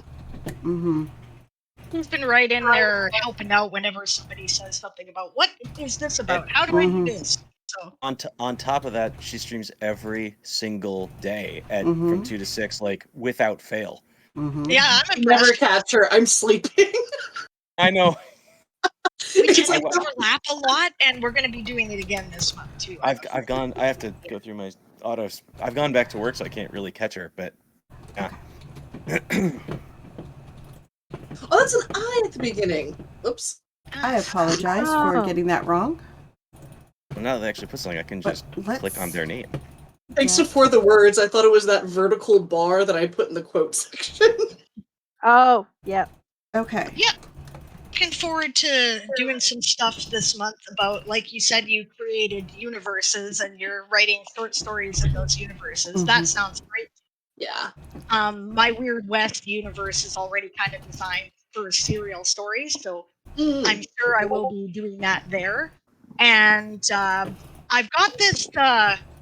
Oh, geez, sorry, just a sec. Okay, yeah, I've got these. I just sold the first story right, in a universe that is like a pair of cops in Vancouver in a future solar punk universe. And I was thinking when I wrote it, this could be a whole series of stuff. So I can't wait to get into some of that. But I was waiting to see if it would catch first, right? Mm-hmm. I mean, that's the one I got that for, right? So, if you don't recognize it, it's an honorable mention for writers of the future, right? But it wasn't selling, right? But if it sold to Cosmass Infinities, it'll be in the next issue, and so yeah, I'm excited to dig into that universe more. It'll be fun. Yeah. That is awesome. I haven't decided how I'm going to come about 3131 this year, or this month, because I'm 25 articles into summer camp, and I'm trying to figure out if I want to continue in that same world and now do the stories for 31 out of it using the information I've built. But I also might want to go, flip the table because I'm sick of this world now. Articles. I haven't figured out which direction I want to go yet. Yeah. I've decided that I'm going to work in one of 3 worlds, depending upon which story I'm working on. I have the world of Bardford Tales, which I haven't really gotten too far into. I've done a couple of short stories, but haven't really done much with it. I have the Reaperverse, which is the book series that I have the Kickstarter for, right? yeah, Kickstarter. Thank you. I couldn't remember the word. Yes, that's the book series I have the Kickstarter for, and I do want to do a short story collection at some point in that world. So, and then there is the world of Bill, which has 4 or 5, something like that, short stories already written in it, and I'd like to expand that too. We had Noir Lady Luck, who is another streamer. How do you prepare for 3131? That's a good question, Chooser. I didn't. Me neither. I'm going to tell you that right now. I didn't.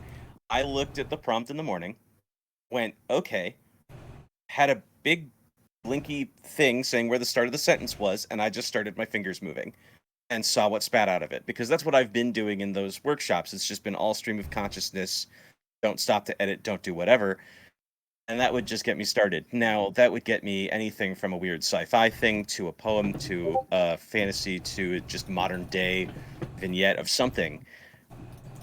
And that may not be what this wants. And part of one reason I don't want to go necessarily into the world I was working with is I don't want to cram myself into that spot and be forced to work in that world, because then I won't be able to get the story done. So it's really more about, I don't think it's about preparing. I think it's about looking at that thing and say, what does it inspire you to think? And then you write from that instead.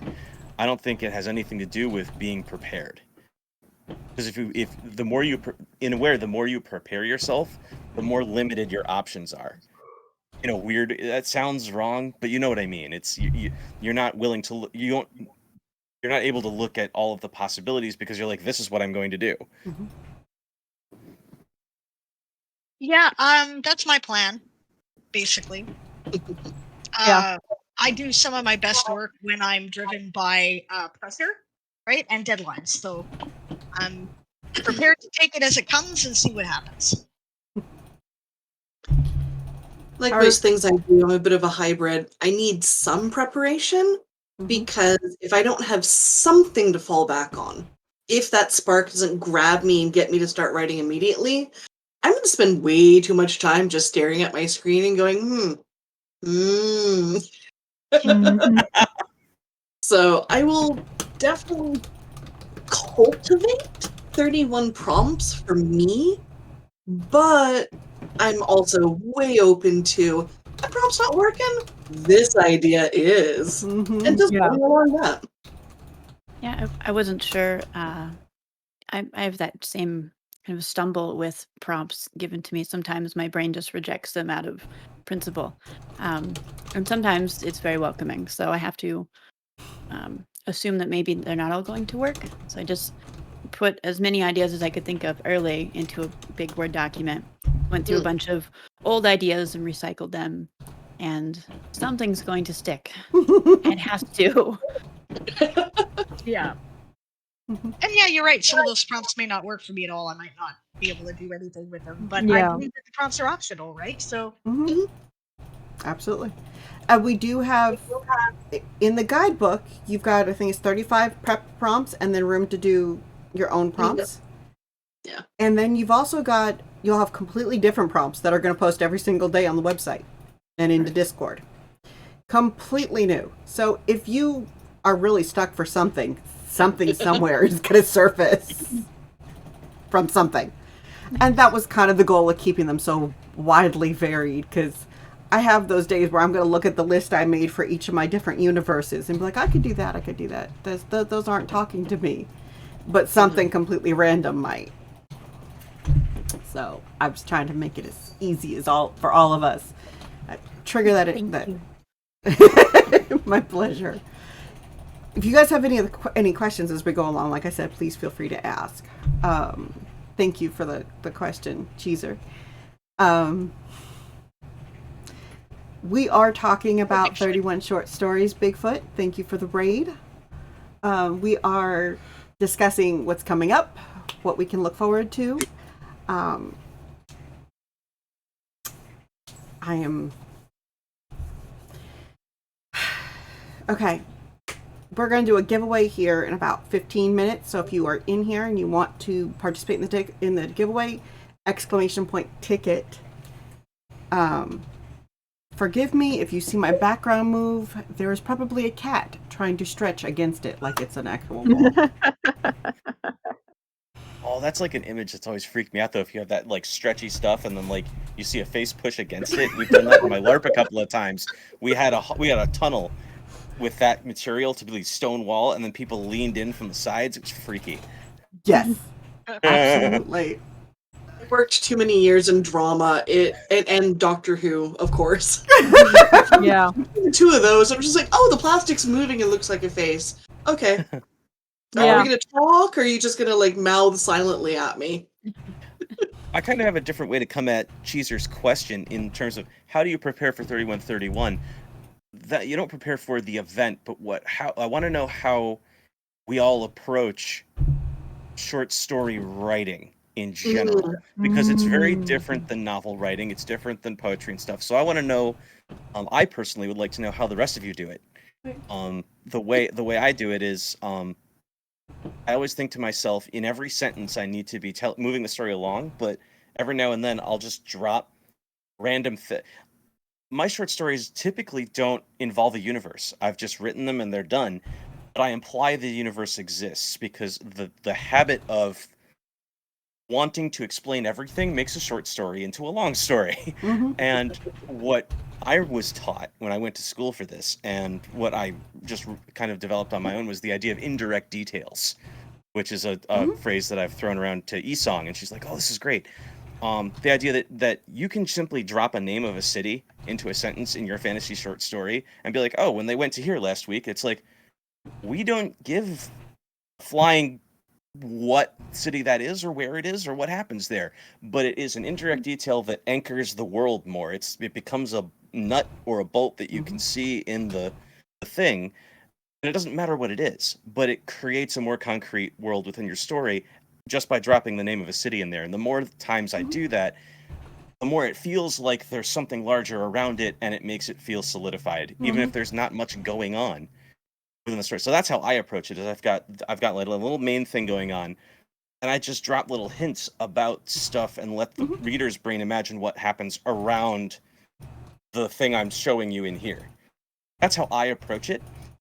But I want to know how everyone. Master at that there is a writer. His name was Cordwainer Smith.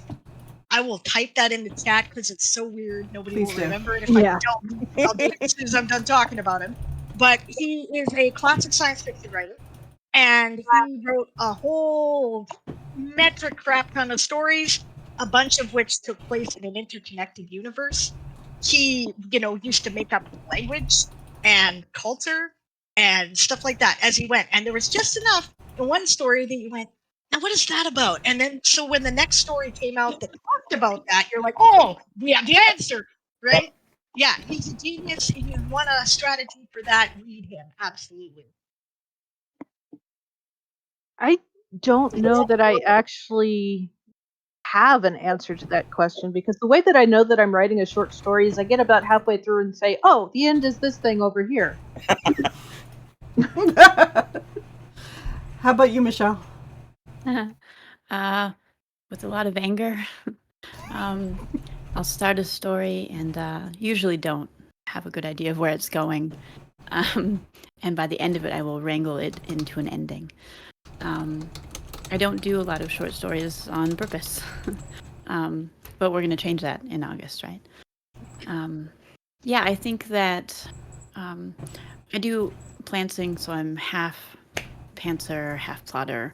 And my problem is if I try and outline a short story, my outline will be longer than the story itself, right? So that's going to be a challenge. But I think after preparing yesterday, that's really going to be the best way I can approach it. Is I'm going to have to keep the ending in sight at all times. Otherwise, it's going to be not a short story anymore. So,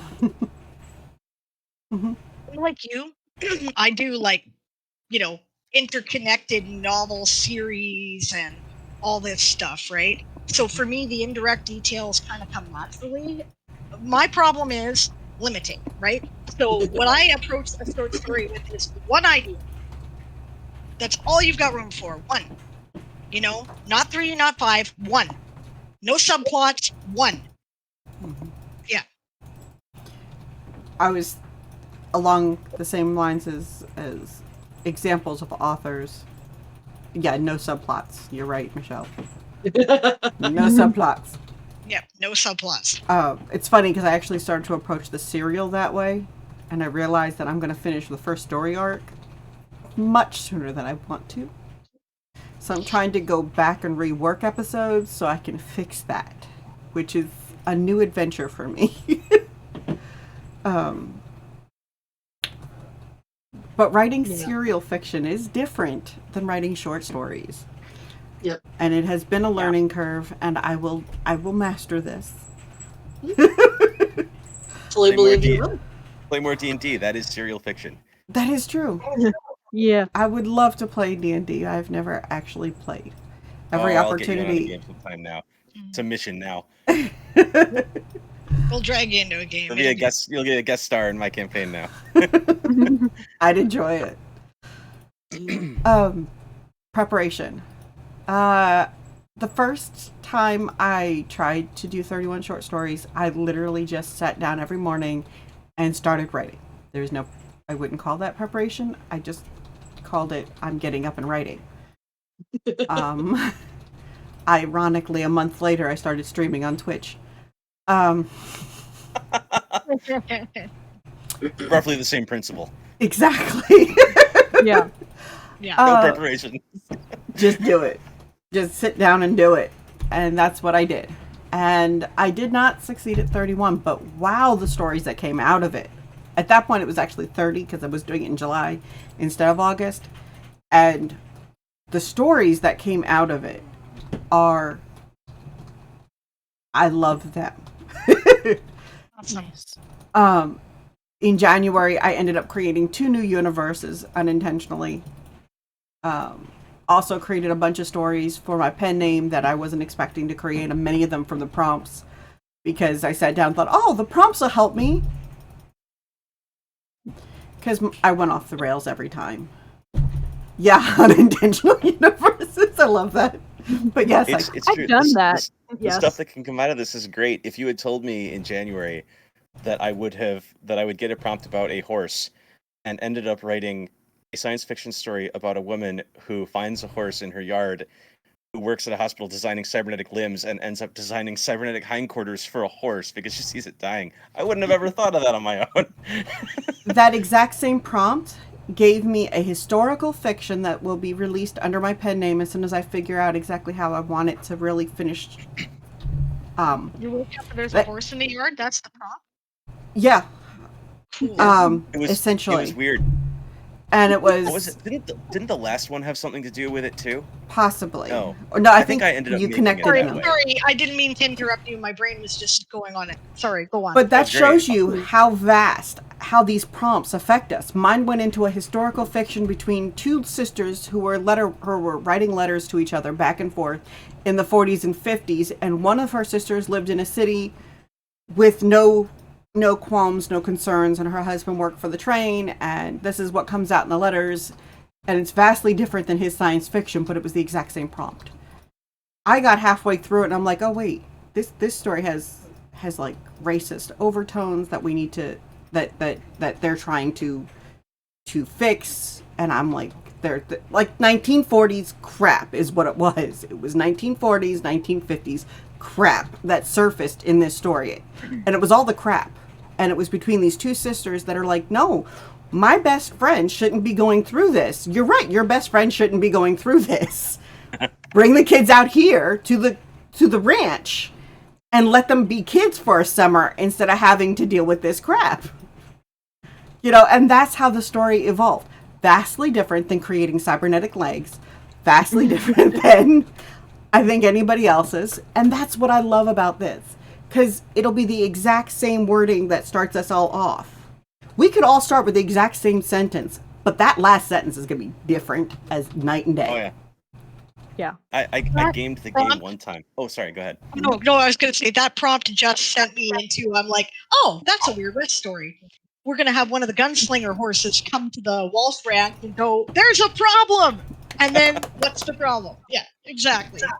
One of the Yeah. best things about the little workshops that I do is the time's up. Let's all read around and do the round table. Obviously, with this, there's not enough time to really read them all unless we really dedicate a day to doing it every now and then. It's like, what did you get for this prompt? And we all go around and read it. It's a little long, but it'd be cool because they're That would always be cool. vastly different. Why There don't was we? one time. We could do one that of for the prompts, 22nd. One of the prompts for one of my workshops was my brother gave me anxiety. Was the prompt, and I'm like, all right, everyone, and I'm thinking in my head, everyone else is going to go with something about real anxiety. So I decided that I was going to name the dog Anxiety. Yeah. His brother gave him a dog named Anxiety. Nice. But then it went so much deeper than I thought it would, because eventually he's like, this dog is with him, and it becomes an actual caninification of his anxiety. It's like he's Nice. walking around with it, he's feeding it, he's taking it for walks with him. It is a companion he lives with and yet learns to live with. And it ended up being this. I'm like, that blew my mind, because I'm like, nope. Yeah. Never would. And it was mostly, I did it to be funny at first, and then it turned into something really cool. And these will do that. It's great. You just gave me an idea. The 22nd of August, right in the middle of all of this, is my Twitch anniversary. Oh, Boot. That is my 1 year anniversary with Twitch. We could do a reading on that day. I was planning on streaming longer. Everyone can we'll pick prompts from the first part of the year. The first part of the month. We're not running this for a year. I love writing. I like breathing though too, and I love my kids. I'm absolutely down. I want to do that. That's great. What day of the week is that? It's a Saturday. No, I think the 21st is a Saturday, and I think Sunday. Yes, it's a Sunday. But I had originally thought I would transfer everything to Sunday, but Sunday really is family day for me. And if you don't know me, I will clarify that I am very dedicated to making sure family day is a thing. I'm slightly addicted to my kids. I don't have much more time before they decide to call themselves adults, so I'm taking as much of it as I can.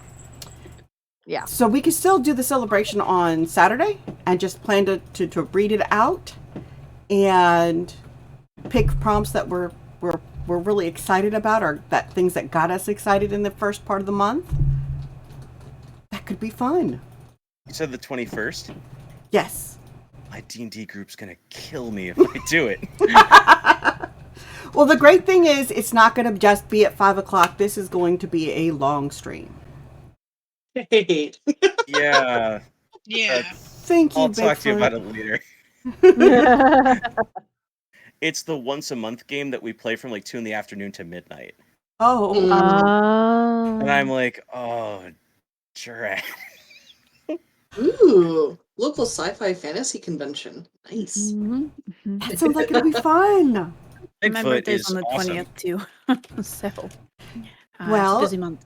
if you wanted to contribute, you could record yourself reading something. I would be cool playing video.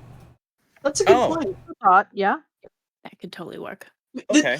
We have the technology. Hold on. No. First of all, I just had an idea. Don't let Coffee touch it. If Coffee touches it, we have another convention that lasts 2 months in a row. Oh no! I see what Coffee is I'm doing being here. very kind to Lady Rights, but my I appreciate that, but we all get the point. Yep. Valid. Yeah. I see I what love it though. Coffee's doing there. Considering this is something you put into motion, I would love to do the read around, the round robin as a celebration. That'd be great. Yeah. I think that would be awesome. So now we know exactly what I'm doing. Yeah, I'm not supposed to run away with. Which, if anybody doesn't know, we had this wonderful event that happened in June called Writer's Conduit that literally started because one of them threw out an idea and the other one ran with it. And the rest of us who could contribute did. And thankfully, I had enough amazing people working with me and volunteering, and our group was awesome. So Conduit went very well. Because that is not a good thing. No.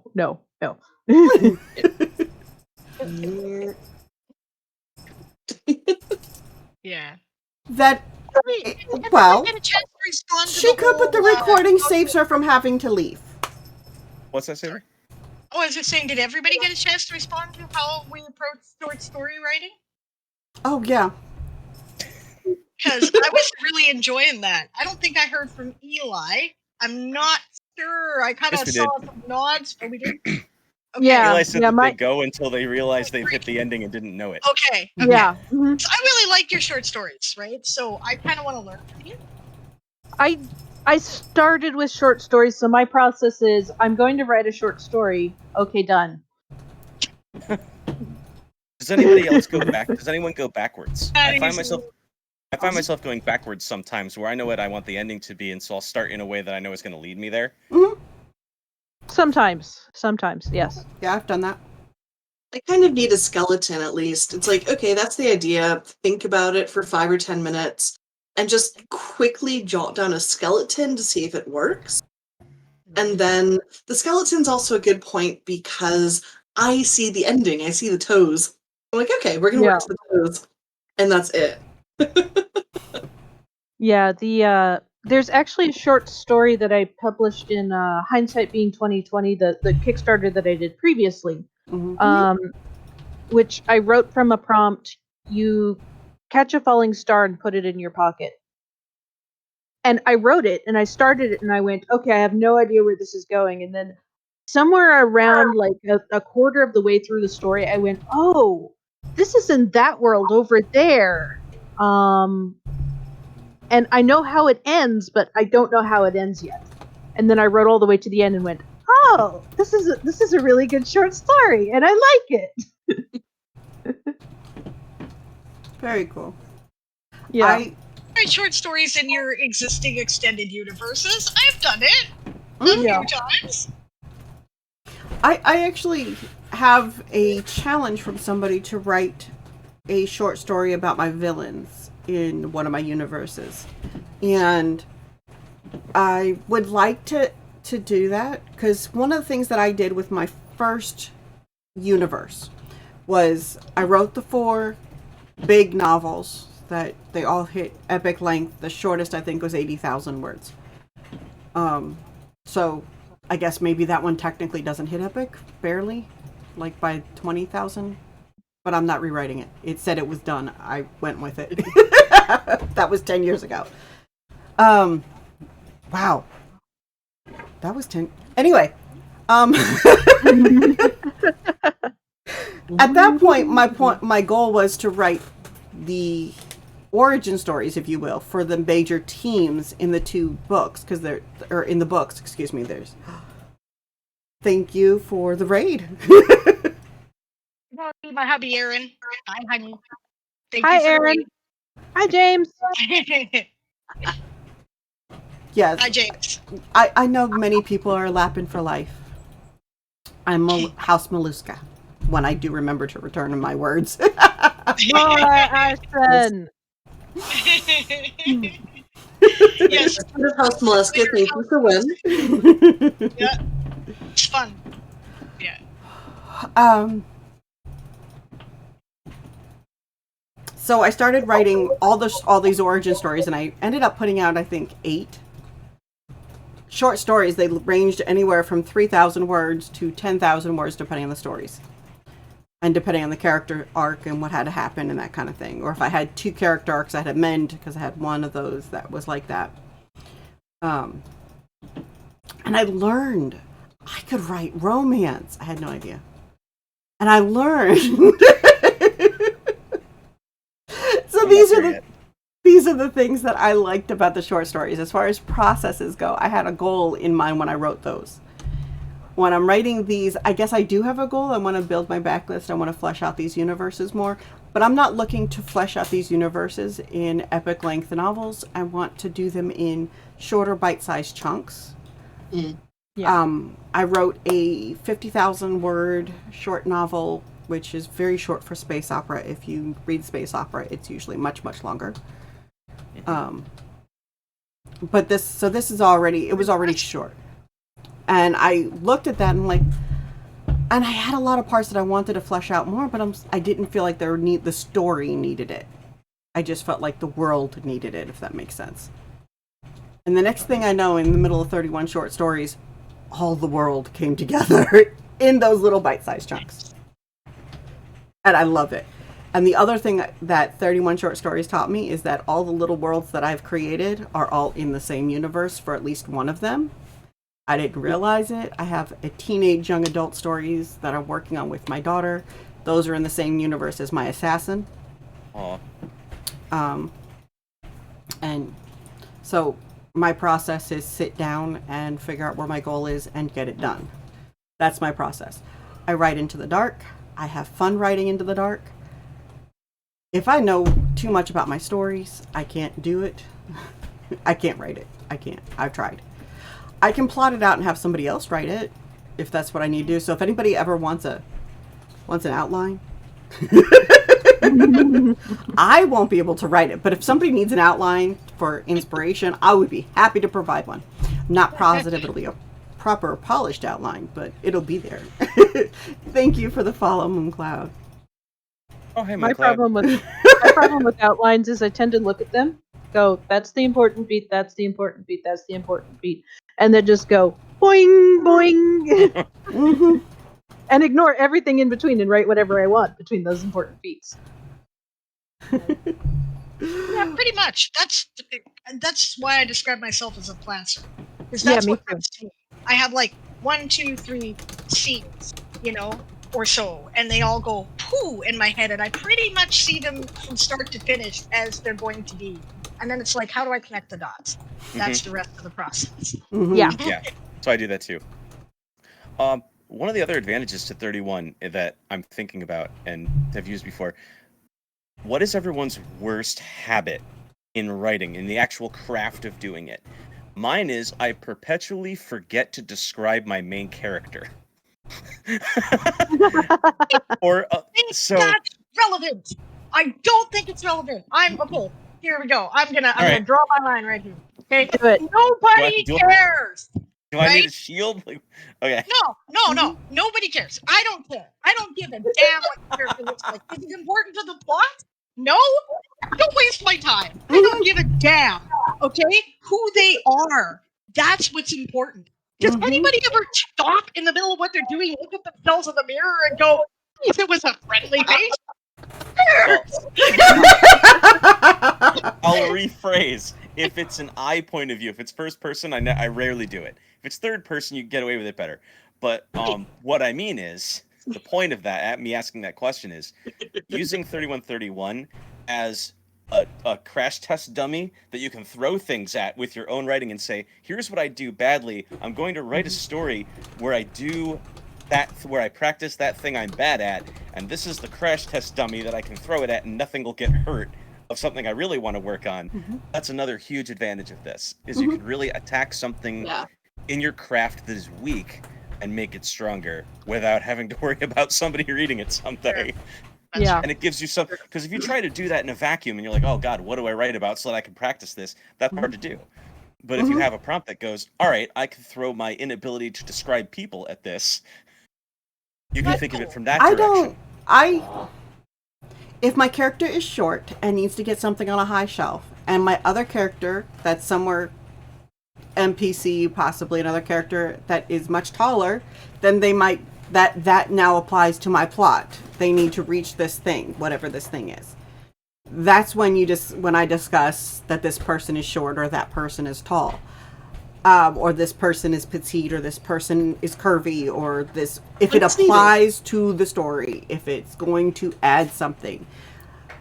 I've got so much else to show in a short story that it doesn't matter if the person is tiny or tall or round or whatever.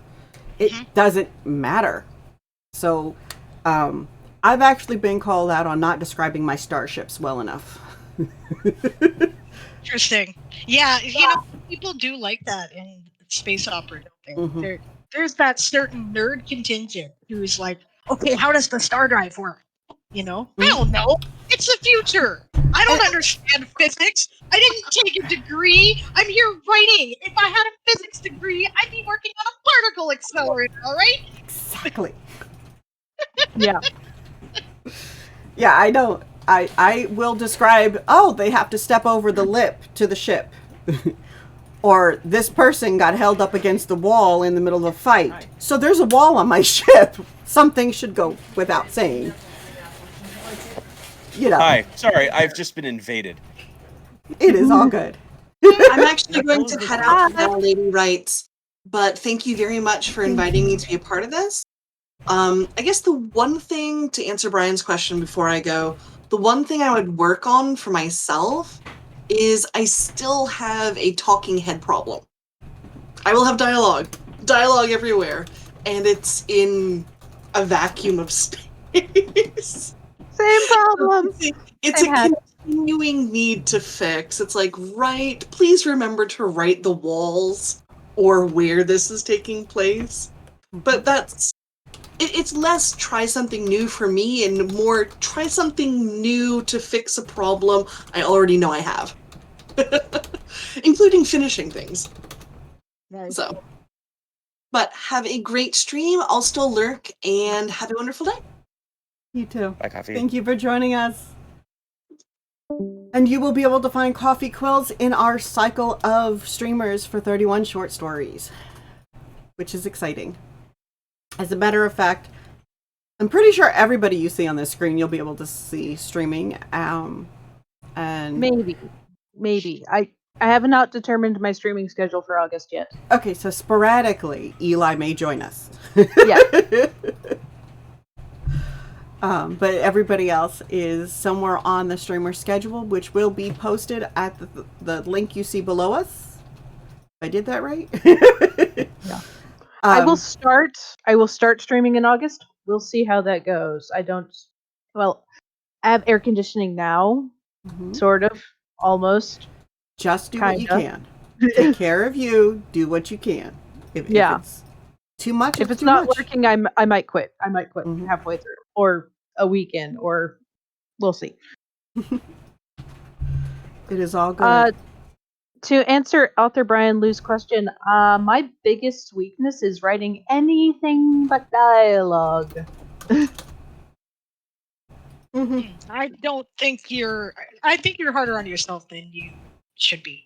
My first drafts often have, this is all of the dialogue, and then I go and wait, hang on, I'm missing like everything else. I have diverse problem, info dump. I want to tell you all about my world, and I want you to know right now so you understand what's going on. This is not productive. Getting much better at doing it in process, but yeah, I do have to think about it for sure. Yeah. I world build in every story. I do have to restrain myself from the world building effort. I have to remember to world build at all.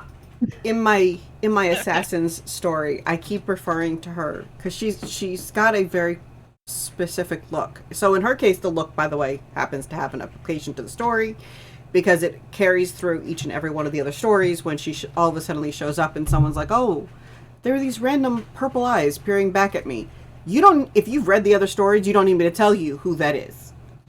If you've read any of the other stories, you'll be like, "Oh, purple eyes." I bet that's if I've done my job right. You know. So in that case, her appearance is kind of the thread. Mm-hmm. And that's where it becomes important, and that's where describing her. And in that situation, I described her from a different person's point of view, not her own. There was nothing about her sitting there going, well, I wore the slinkiest dress I could find to play diplomat's guard. You know, I made sure that I had my proton whip on my hip where nobody could see it. You know, there was no part of that was from her. It was just a lot of more fun with the playing with the other people's impression of her, and then watching the aftermath of her throwing people out windows from the 130 some odd floor because they attacked the wrong person. And she was kind of there for a reason. Their deaths might have been that reason, but she wasn't going to tell you that. You know, and she was also not going to give that impression from the way she was dressed or what she was trying to give or what she did. That's where I describe people. Otherwise, I don't describe people very well. So my greatest weakness is remembering, I think, to show more without info dumping. Like, I don't necessarily info dump, but I also don't necessarily not info dump, if that makes any sense.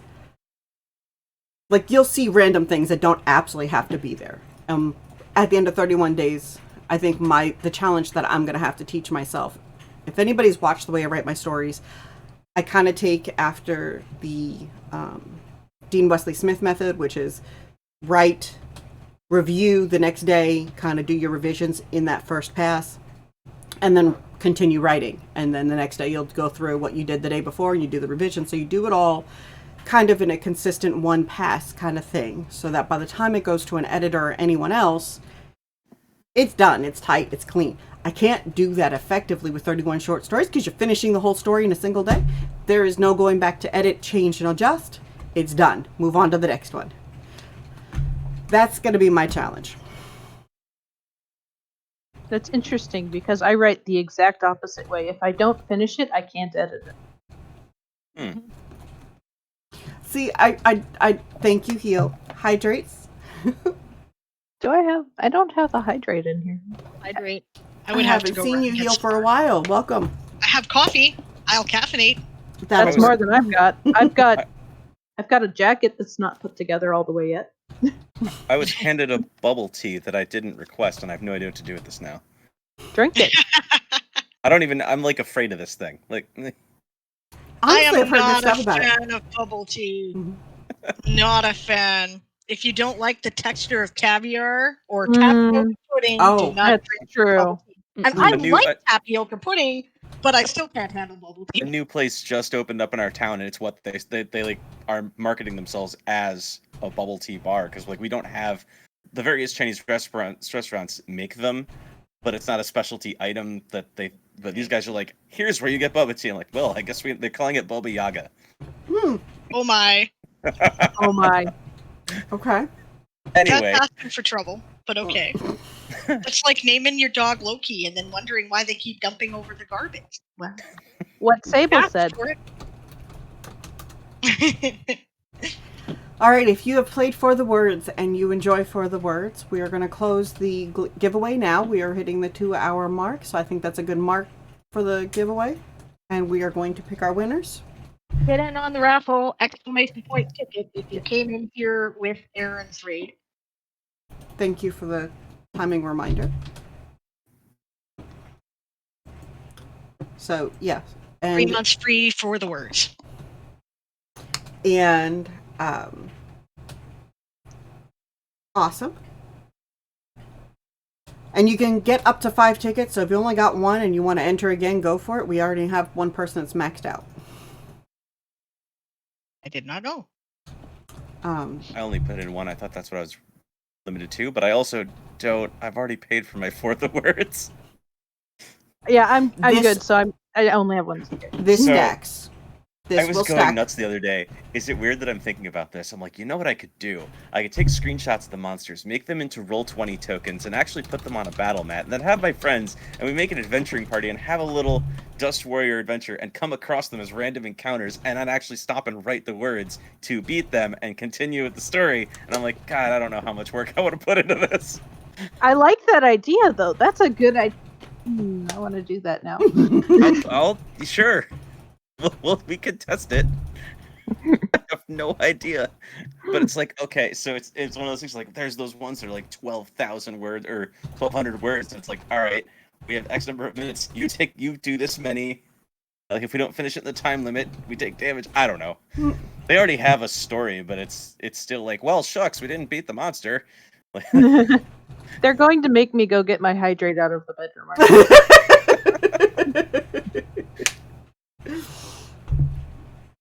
I will Anyway, go I get a don't need hydrated.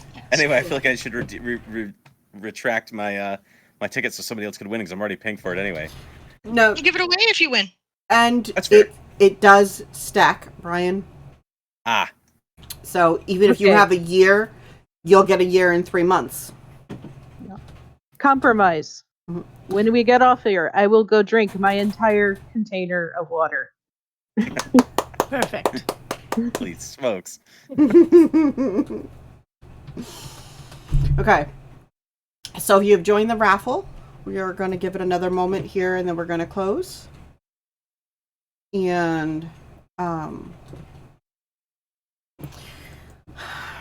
I'm sure she's lurking around here. You know what? I can find out for sure.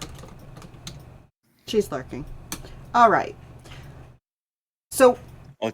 as a gesture of thanks to what Heather has done for 31 short stories coming up, I have started looking into promotional options for Missing the Boat. Nice. So that I can invest in that on her behalf to ensure that her book gets the proper exposure. I have 2 sites that I am looking into. I had hoped to give this to you on stream, but you've not felt inclined to join us. So just letting you know, you will probably see at least some increased visibility to Missing the Boat here in the near term. It will be during the month of August. I am just working with, I've had to convey this as I'm not the author. I've had to actually speak to them directly, but you will be seeing some traffic. I am driving traffic to your book for you. Nice. That is the least That's I a could do to say lovely thank gift. That's cool. I'm trying to figure out how I could help out too. Mention it, share it, tweet it, social media it, read it, review it. You want to help? Pick up Missing the Boat, read it, review it.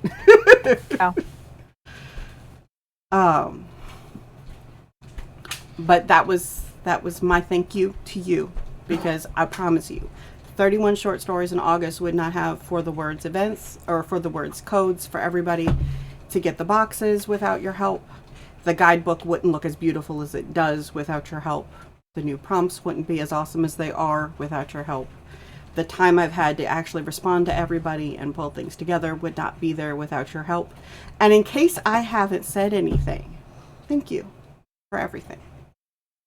I am grateful to you for everything you've done. Somebody highlight this and link it to her in our corner Discord here, so she makes Yeah. so we make sure she sees it. Because for all we know, she's lurking and distracted and not paying attention right now. Yeah. I'm hopeful, but that was my big surprise. She is the one person that I know also completed 31 short stories. I really like. I'm not making that promise. I don't think I can. So No. She Congratulations, completed it's them start to finish in 24 hours consistently all of January. amazing. Yeah. Mm-hmm. Sable and I are going to be a smidge busy the next month. A smidge. A smidge. We have Just- books to release. Yep. Yeah. In September. Yep. Yep. And I am not sure how I'm going to do this because good novel requires a consistent everyday update for your story. I am scheduling out Vela twice a week. You'll get the updates on the serial fiction twice a week that way. But good novel requires you to include an update every day. So I have to write a serial fiction every day, and I have to do our short stories. And it's August, therefore it's back to school month. Therefore, it's all that's entailed with that. And yeah, it's gonna be a good month. It really is, but it's gonna be a busy month. Plus, I'm supposed to be releasing a couple of novels next month. I'm not sure if those are coming or not. Or in September, not next month. I'm not crazy. At least not for that reason. I'm a writer. I get paid for crazy. Yeah. Crazy's kind of in our job description. Just a little. Okay, I have closed the giveaway. We are going to hit draw winner because bear in mind I have never done this before, guys. So I don't know how this works. But whoever comes up will get 3 months free of For the Words. And if you are participating already in 31 short stories and you've not signed up for the Words, you already get a month free. So you'll get 4 months free by doing that. And if you are participating in 31 short stories, you're already getting another month free with For the Words. So you're getting, if you win this, that would be 5 months free. Not too shabby. And they will stack. So if you've already paid for it, you'll get your free month. And then you'll if you win this, you'll also get your 3 months. Oh, and you get the really cool For the Words Lady Writes hoodie. Which is a Excellent. I approve. The winner base. That's perfect. That's outstanding. Wow. Perfect. Awesome. You can't make this up. No. Nope. No. Can't No, do if it. this happened in a story, your editor would go, come on. Yep. Brilliant. That's Yep. Editor would go, I don't buy it. I don't buy it. Right. She had one entry. Wow. Great. And she's been lurking for a bit now. Congrats, Alex. Yeah. That's awesome. Yep. Nemesis approves as well. Why, thank you, Nemesis. Kitty tax. Kitty. It's We a love real kitty stream cats. now. There's a pet involved. Yes. Stream always gets better. Writer streams always get better with pets. Yep. True story. So, I have given out my favorite, my excitement. So, I know Angst has already got a year. Last time we spoke, she was actually not going to join into the thing because she's like, Brian already paid for hers. So I'm glad she did, and I'm glad she won. Yay. So she's got stackable. She's got another 4 months of For the Words. And please, if you are using For the Words, please use the code in your welcome message as a participant. It should be in the participant folder. Streamers have some layouts. You don't have to use them. They were just things I threw together to try to provide options for theming 31 short stories. But they're there. They're, and available. Okay, I'm rambling. Did I mention I'm excited about 31 short stories at all? Couldn't tell. You did. What's it Sorry, like? what was this event again? I didn't hear you. What was this event again? I think it's 31 short stories in 31 days. I could be wrong. Honestly, I have had so many people tell me I was crazy for doing this, but the stories that come out of it are so incredible. I just could not. Never believe crazy. If they tell you you're crazy, you know it's a good idea. Yep. Yeah.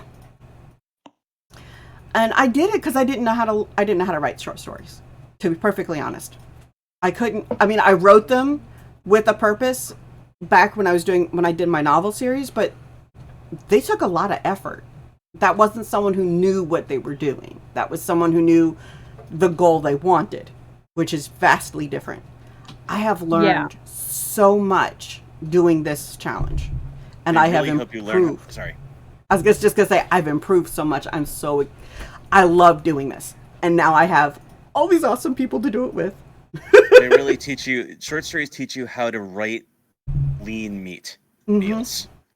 What's important, right? Yes. You really need to make the story. Because that's all you got room for. That's it. Yep. Hey, I just thought of something really cool that I'm going to get out of this that I didn't realize until just now. Right? Okay, so I have this local critique group that are an awesome bunch of writers, and I stopped going. And the reason why is because, there's a limit to what we can bring, and it's not very helpful when you've got a 44 chapter novel, right? Yeah.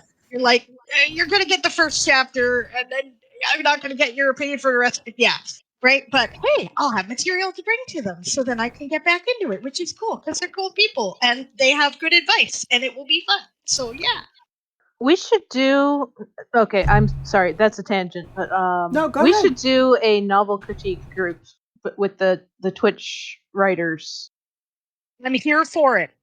I'm here for I am it. here for it. Sign me up. Yes.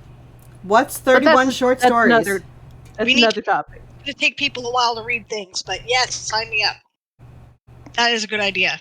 I talk about it all the time, but I'm happy to let Brian talk about it tonight. What's 31 short stories, Brian? 31 Short Stories in 31 Days is an event that is happening this August, thanks to this lady over here. She decided, for whatever reason, to... Is it like 30 short stories? I think they might be messing with us. But anyway, for the sake of the selling point, yeah, do 31 stories over the 31 days of August, 1 prompt a day, do it, get it done, have fun. Yeah. And this is what we're talking about, because we're all going to get involved in it or have been involved in it before. And I do want to do the read around. That'd be cool. I'd hate having submitted as a video, but that'd be fun. Sable, the story that you read that you really liked came out of this event. The Innocence Cipher, the one that you read on your stream, came out of this. That was amazing. That was came out of this. beautiful. Made me cry. I need to send Sable the vampire story because I think you'd like it. Yes, you need to send me the vampire story. I would love to read your vampire story. Just actually send me anything you've written. I'll pretty much read it. I now have a series I am writing with my daughter, thanks to 31 short stories. Nice. And she's going to do her base entry. The way we're doing it is one of us writes the main meat, and then the other one's going over it and adding, tweaking, changing, and updating. So I did the meat. Have the title be by so and so with so and so. Well, I have Kitten Sapphire on the top, and then Katrina Taylor underneath, and then the title somewhere on there.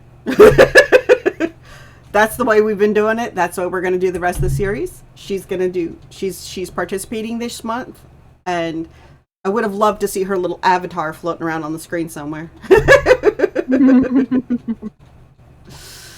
But she's also streaming for 31 short stories. She's going to be doing writing streams for us in the evenings. Your daughter? So, yeah. Wow. Sweet. Nice. When? She'll be in the evenings, Monday through Friday. Wait. Kitten? Monday through Friday? Monday, Wednesday, Friday?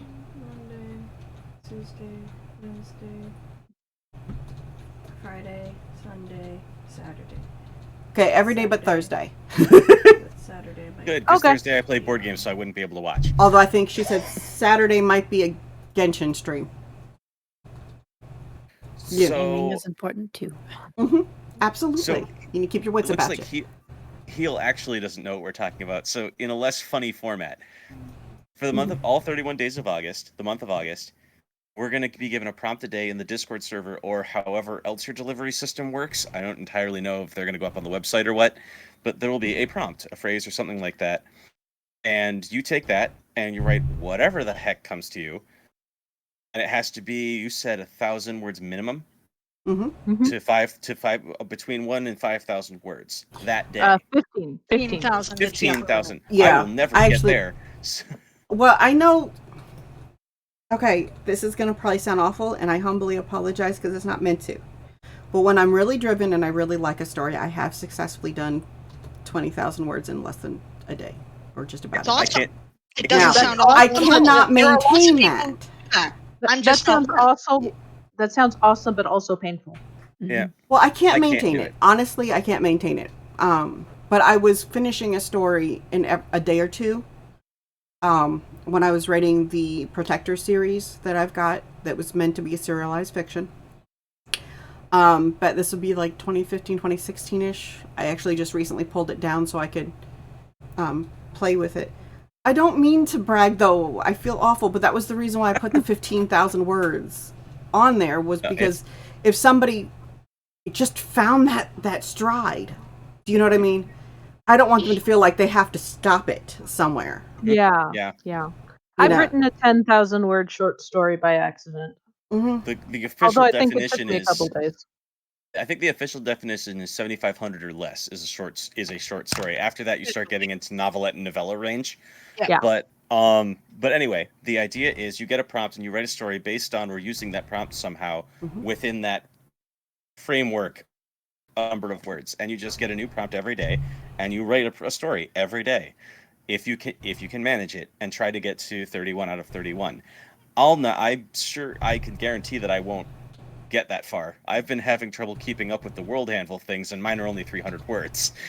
So to formulate an entire short story is going to be difficult. But I gave it a hack at it last year, and I got about half of them.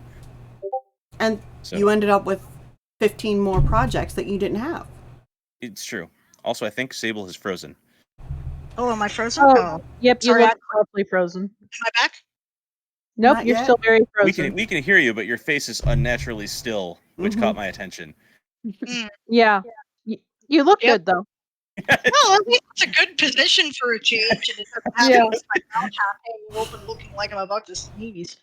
That is a better option. It's true. Or this one is a better option, yes. That is hilarious. Oh my goodness.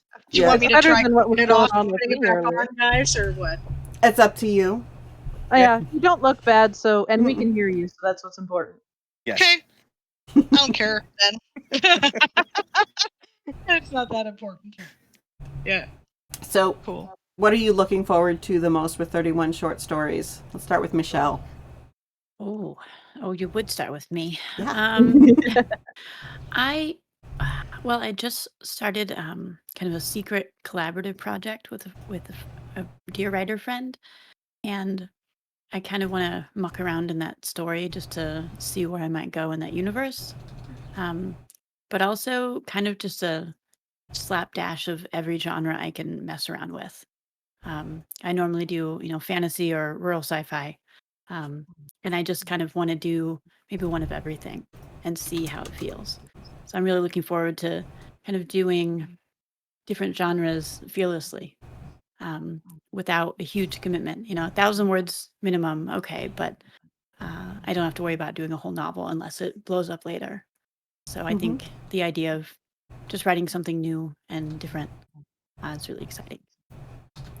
Eli? I guess just having more short stories at the end of it. Hopefully more than one this time, but we'll see what happens.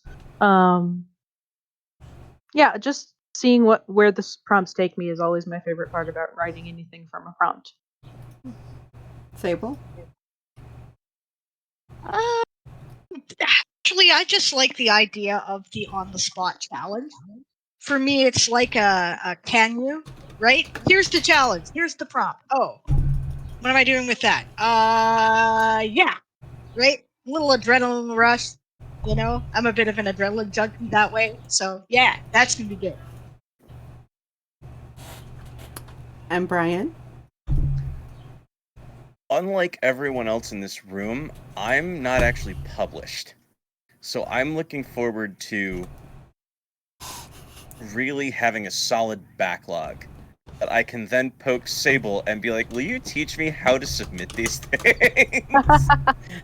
And yes, Sable, I am absolutely throwing you under the bus for it because you've been the most helpful to me. You've been the most helpful instructor to me in that process. Even by doing almost... I will help you all right now. Here's where you want to start. Okay, I need a mentoress. Please do, mentor because us a word. I am no help with submitting to magazines and such, because Yeah. I don't do that. Every So word I create is mine to sell. That's the way I've always treated my business. After August, I'll have 2 months worth of these little stories that I can go back on and just start cycling through. So for me, the real reality is I'm actually might be able to start submitting something for the first time since I went to school for creative writing 16 years ago. I'll actually be able to start submitting things for the first time in my life. Yay! So that's the most exciting thing to me. Okay, so that's where you want to start. It's a website called The Grinder, and it collates. That's the word I'm looking for. Calls for submissions from all over the place. It doesn't require a fee for you to use it, unlike some other services out there. So it tends to get a broader audience, and it has existed for longer as well. Like, there's stuff out there, name I forget at the moment. It'll be an app on your phone, right? But I asked when I was putting out an anthology what it would cost to get listed. $1,000, right? So I don't have $1,000 to just get listed on a site, so I went with The Grinder, and we did just fine, right? So yeah, you can. It takes a little bit of a learning curve to get used to it, but you poke at it, work through it. You can do things like search for specific magazines that you're looking to get into. You can look for specific genres. You can set how much you're willing to accept for poll by a per word rate, right? Just so you know, current professional rate is 8 cents a word. So if you're wanting to get paid at pro rates, don't settle for less, right? And and they'll tell you, like, how long can your story be? What's the submission period? What's the conditions? They'll put a link to the submission guidelines for whatever that particular market is. Just do what they tell you, right? That's my advice there. Also, don't babble about anything but the story, right? And don't even babble about the story. Answer the questions, right? Because they have to read. Okay, I had a small anthology I was accepting submissions for. I had hundreds of emails. I don't have time to read your life story. I don't care. I don't care what inspired you. It's not, I don't have time for that. What I have time for is, hi, my name is so and so. Here's my story. Here's my relevant experience, if I have any. Thank you. That's it. That's all I want to know. Right? Do that and follow their submission guidelines. There you go. There's my whole thing in 5 minutes. You're making this sound far less exciting than I was 5 minutes ago. It's exciting. It's scary. You know what? I always I say this like it's easy. I spend at least 2 hours moaning over every cover letter. Every one. Where I go, put this, right? Always. Right? Cover, Did I do it cover right? letters are hard. Check my story, make sure it meets the requirements. If it's like, safe magazine, did I remove all the swear words? Whatever, right? Like, I always agonize over it. So no, it's adrenaline every time. It's scary every time, but do it anyway. And then when you get the rejection, do it again, and eventually you'll get a yes. Mm-hmm. Yeah. By the way, with anything when it comes to writing, you're going to get 100 rejections if you're submitting. If you are self-published, you are going to get 100 people that are going to look at your book and pass on it. Yep. Got an empty frame waiting for my first rejection letter. Expect it, know it, commit to it, as that's how it goes. And just don't give up. Because it's the person who walks away that isn't the professional. Yeah, if you remember my humble brag, right, near the beginning of this conversation where I was saying I have a really good sell rate for my stories, every single one of them has had a minimum of 10 rejections, and most of them have had 20, right? So keep at it, right?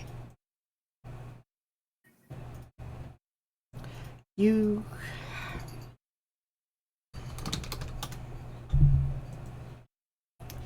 are 100% correct. And, Mooncloud, you'll get 1,000 no's before you get a yes. And I'm indie. You have any questions about indie stuff, self-publishing, independent stuff, there's a very good chance I know it. I know how to stack your marketing. I know how to get your promotion seen. I know how to get your book visible because that's what I have to know. Which reminds me, I want to pick your brain. Hmm. Me too. I'm totally open anytime.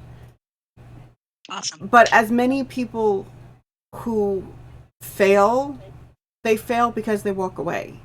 They fail because they give up. They fail because they look at that first rejection note for those who are submitting queries. They fail because they looked at that first rejection letter and stopped submitting queries, or they looked at the 100th rejection letter and they stopped submitting queries. You don't get published by a traditional route, and you don't get the readers you need if you walk away. So, being a writer is going to develop a thick skin. You will develop, and if you don't develop it, stuff's going to happen, and you're going to walk away, and don't do that. Just, if you love what you're doing, stick with it. Just know it might be a long road sometimes. It's just not an impossible road. It is often a long road, but it's worth taking. Mm-hmm.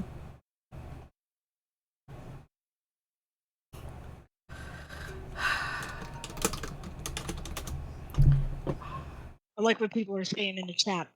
Yeah, Lots me of too. encouragement for the. Yeah, absolutely. Mhm. Yeah. You only need Yeah. that one yes. You only need that one reader who's going to gush over your book. Yep. I think Somebody's going to love it if you do. I think one of my very first, actually it might have been my first 1-star review. Somebody decided that I was writing pornography in my books. If you read my stuff, you'll find there is nothing. Mm-mm. There's nothing on the page. And the scene that they were referencing was actually in the preview. And I looked at that and I remember getting furious. And I remember thinking I was going to have to go back and rewrite my story. No, I don't. It was my story. Yeah. And that's exactly where I had to get to. I had to start interrupting that thought process because it's my story. It's my book. If you didn't like it, why did you read the preview and then buy it and then read it? There's a preview for a reason. So that's where you have to get to. You have to remind yourself, it is your story. And if you sell it to, or if you submit it to 100 magazines, at least one of those editors is going to have the same thought you have about your story. At least one of the people. Oh, yeah. Totally. Heal. Hilarious, Neil. You know, Oh, heal. Oh, heal. I'm so glad you're here, Heel, and Moon, and Angst, and everybody else. You guys are awesome. But yeah, like I said, so, you know, if you need advice in the more traditional route, the nice lady in the box next to me, go pick her brain. That was my long story, too. Sable's done the sell the stories to the magazines and done the submission process. And if I ever have the patience to sit there and deal with other people, I'll go talk to her about it. Yeah. You know, it's a process. Yeah. If I can humble brag, Yes, you can. I actually had last year, before the publishing company went bunk, because of course they did. I saw a call for submissions for short stories for weird fiction. I wrote a weird fiction, first one I had ever written. It got accepted and was going to be published, and then the publishing company went bunk. Oh. That happens Yeah. often. Yeah, it and does. That's very discouraging too. Mhm. And the reason why is because this is it's a fluctuating and opaque business. It is. Even the big four have no freaking idea what's going on there. They Mhm. think they do, and they know nothing, right? Yeah. Because nobody knows anything. It's subject to whims, trends, public opinion, random. Random happenstance. It's The part of the reason. HST came into effect in Canada, harmonized sales tax, and book sales in Canada plummeted. You can't control everything, right? Like, Yeah. it's just so up in the air. So, Part of part of the reason why I stay indie is because I'm more flexible as a small Than a company publishing company. than a right. So Yep, when and things a very change, good reason. Things change. I can go, Things oh, do. that happened. Let's go that way. It's a lot harder, which is, it's kind of funny because I sat there and read, you guys are going to laugh at me. I want to submit to the LeVar Burton pushed to do a short story thing. Well, that's Oh, awesome. right. Yeah. Yeah. Other The people reason have been why- talking about that. That's great. The reason why I haven't created a short story to go into that contest is because I bristled after reading the tour requirements that your story is exclusive on their site for 1 year. And That's normal. It is normal, but it made me That's the pause. way it is. And I know this because I've seen it other places, but it made me pause because to me that's 12 months of a book I can't get any money off of if I win. Obviously I have to win, and this is getting so much attention that there's going to be millions of submissions. The chance of mine being seen by the specific eyes that are going to appreciate what I write is going to be a lot lower because of the number of submissions alone. But if you don't submit, you can't win. Mhm. Just like Sure. if you don't play the lottery, you can't win. There's no chance if you don't try, right? Two of my favorite comics illustrate exactly that. One of them showed a gentleman or two gentlemen digging holes, and one stopped just short of a really large rock of gold, and the other one just kept going. And then you see the guy with the really large rock of gold walking out, and the other one that's still going. And the other one was, gentleman sits down and is standing at the pearly gates, and he says to God, why didn't I asked you to help me win the lottery. Why didn't I win the lottery? Well, you never bought a ticket. Yeah. You know. Yeah, exactly. Okay, actually, magazines with their 6 months or 1 year of exclusivity are an excellent way to dip your toes into that. Right? Yep. Don't go for, because if you sell a book, right, and they go under, you have to buy your rights back sometimes. They own the printing rights until then, right? It's a thing I've been wanting. The first book I published, I want to do a French language version, but they own the language rights, and they've decided that they don't want to do that.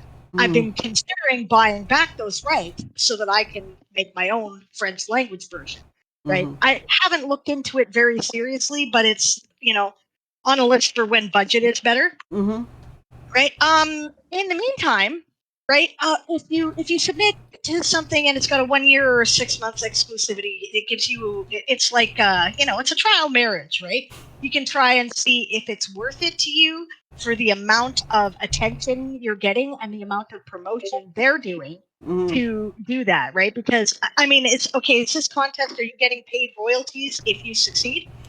Like, is that how it works? Are they paying you? They're not Is there a paying prize? royalties. It's LeVar Burton will read it live on his Ah, podcast, which is really all I want. okay. Yeah. The winner gets $500, which I would then give to somebody who needs it more than I do. I could think of a couple people. Because I'm not doing it for that $500. I seriously. You're getting $500. Yeah. Okay. Okay. And this is put on by Tor Books. Tor Magazine, is partnering with LeVar Burton Reads or LeVar Reads. I forget which it is. So yeah. I think it's LeVar Burton Reads, but I could be wrong. So it's all on the up It's and LeVar up. Burton. It's not. We'll be able to find it, I'm sure. Yes. Oh yeah, definitely. Yeah. It's not like it's going to be hard to find. And so him doing the reading is all I want to submit for. Is that slight chance that he might actually read something I did. Because probably a few $100,000 worth of free promotion value. Yeah. Right?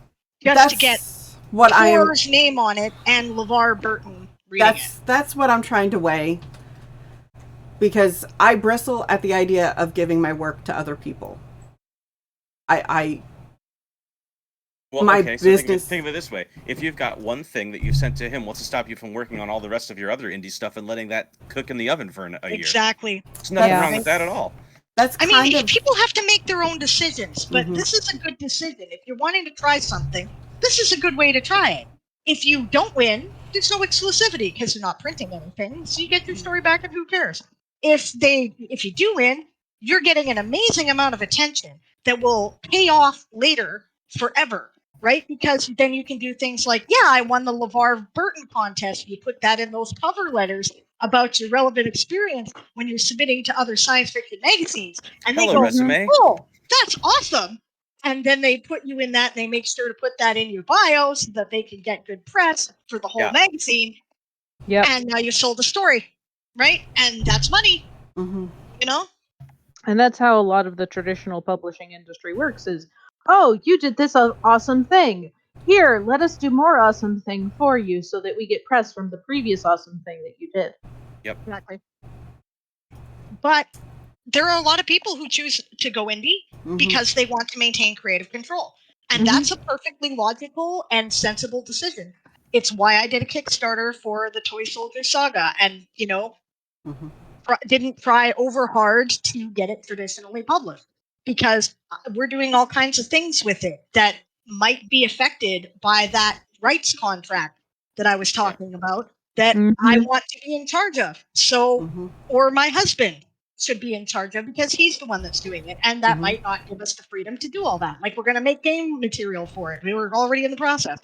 Yeah. That would have to be licensed separately from the Right. publisher, probably, if I published it with a publisher. So it's not worth it, right? So Yeah. go independent. And, the disadvantage of independent is you never get as many eyes on it as you do with traditional. You just don't. Yeah. Traditional has established all kinds of networks of distribution. So, Yeah. but you might have a dedicated small fan base that are going to pay as much over time as that distribution network. So it's, it's a numbers game, right? Yeah. And either path is perfectly valid. I'm probably going to end up doing a little bit of both. I'll probably throw short stories at magazines a lot while I'm working on a longer piece. To that, I might do indie because that might just be the easier way to get a novel out there. I don't know. I haven't figured it out yet. When I first made the decision to go indie, I was looking at traditional route, and I was looking at the offers that I had spoken to someone about getting. Somebody had read the excerpts from my story. I'm realizing they were probably a new agent at this point, but they came to me after having read the excerpts and said, "Are you finished?" And we had a conversation back and forth, and then I had some conversations with some of the indies. And if you know 2010, when my book came out 2009, this independent wave was brand new. But it promised me 70% royalties, the opportunity to be home with my children who were young at the time, and the opportunity to be available when we had after-school programs and we had to run back and forth because my son needed me, or we had to run back and forth because my daughter forgot something, or I could be that stay-at-home mom and still capable of doing the work that I loved and paying my bills. And it took me a year after I first released the book before I got to the point where I was paying my bills. I released the first book. I got to the third book. I made the first book free. It became a loss leader. But, oh wow, did it become a loss leader. Like, I exploded after that. And it was the most incredible and amazing experience to then see your book sit in the top 25 or top 50 of Amazon for over a year and a half That'd be afterwards. awesome. That's fantastic. And I say this to say, being indie is possible to make more than enough to take care of. I own the house. It's a trailer, but it's my home. I own this, and I don't knock having a trailer because I like my home. I own my vehicle. I don't make payments. These are things that are only possible for me because I'm indie. Because I chose the path that paid the most upfront as I sold each book. Instead of productive over time, or instead of risking the chance of not being able to repay my my signing mortgage. No, signing. I don't have a mortgage. I don't have any payments on anything. Yeah. I'm not saying I'm debt free. I have credit cards. I'm definitely gonna pick your brain. But I don't. Yeah. I don't have so much sitting on my shoulders. I have a family to take care of. Technically, that's what I have to do. I don't believe had I gone traditional at that time, and they were promising me somewhere between 2 and 3% royalties as a new author, and they were promising me a signing bonus of not signing bonus. What was the advance of $3,000 to $5,000, and I'm like, okay, so you might come up with enough to pay my rent for a month, and then all of my bills and all of those associated with my kids. Or I can go this route and build up enough to take care of my family. And so that's what made my decision. 11 years later, I've had my ups and downs. And when I go quiet on my publishing, my income suffers. That's the one downside with being indie, is you do have to be very consistent if you're not consistent. Really, I think it's a downside for any author. Because if you're not consistently submitting, if you're not consistently releasing, if you're not consistently putting your name in front of somebody, you will get forgotten. And if you are forgotten, your income goes down. And you just don't want to be forgotten. That's the bottom line. And, I love that there are so many opportunities for us now. I love that I can sit here and bristle and reconsider the possibility of something absolutely epic like having LeVar Burton read my story. And that's my privilege. That's my right. And I can still call myself a published author. I can still call myself what I am. I'm not just...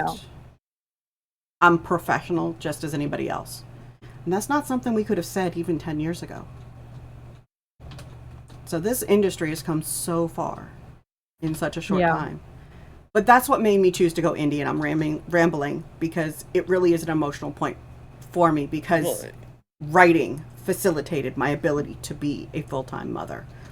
Well, it's helping me because, like I said, I haven't published anything. I've never submitted anything. So I'm sitting here among the four of you. Michelle, I don't know if you are published either, but I have never submitted a thing.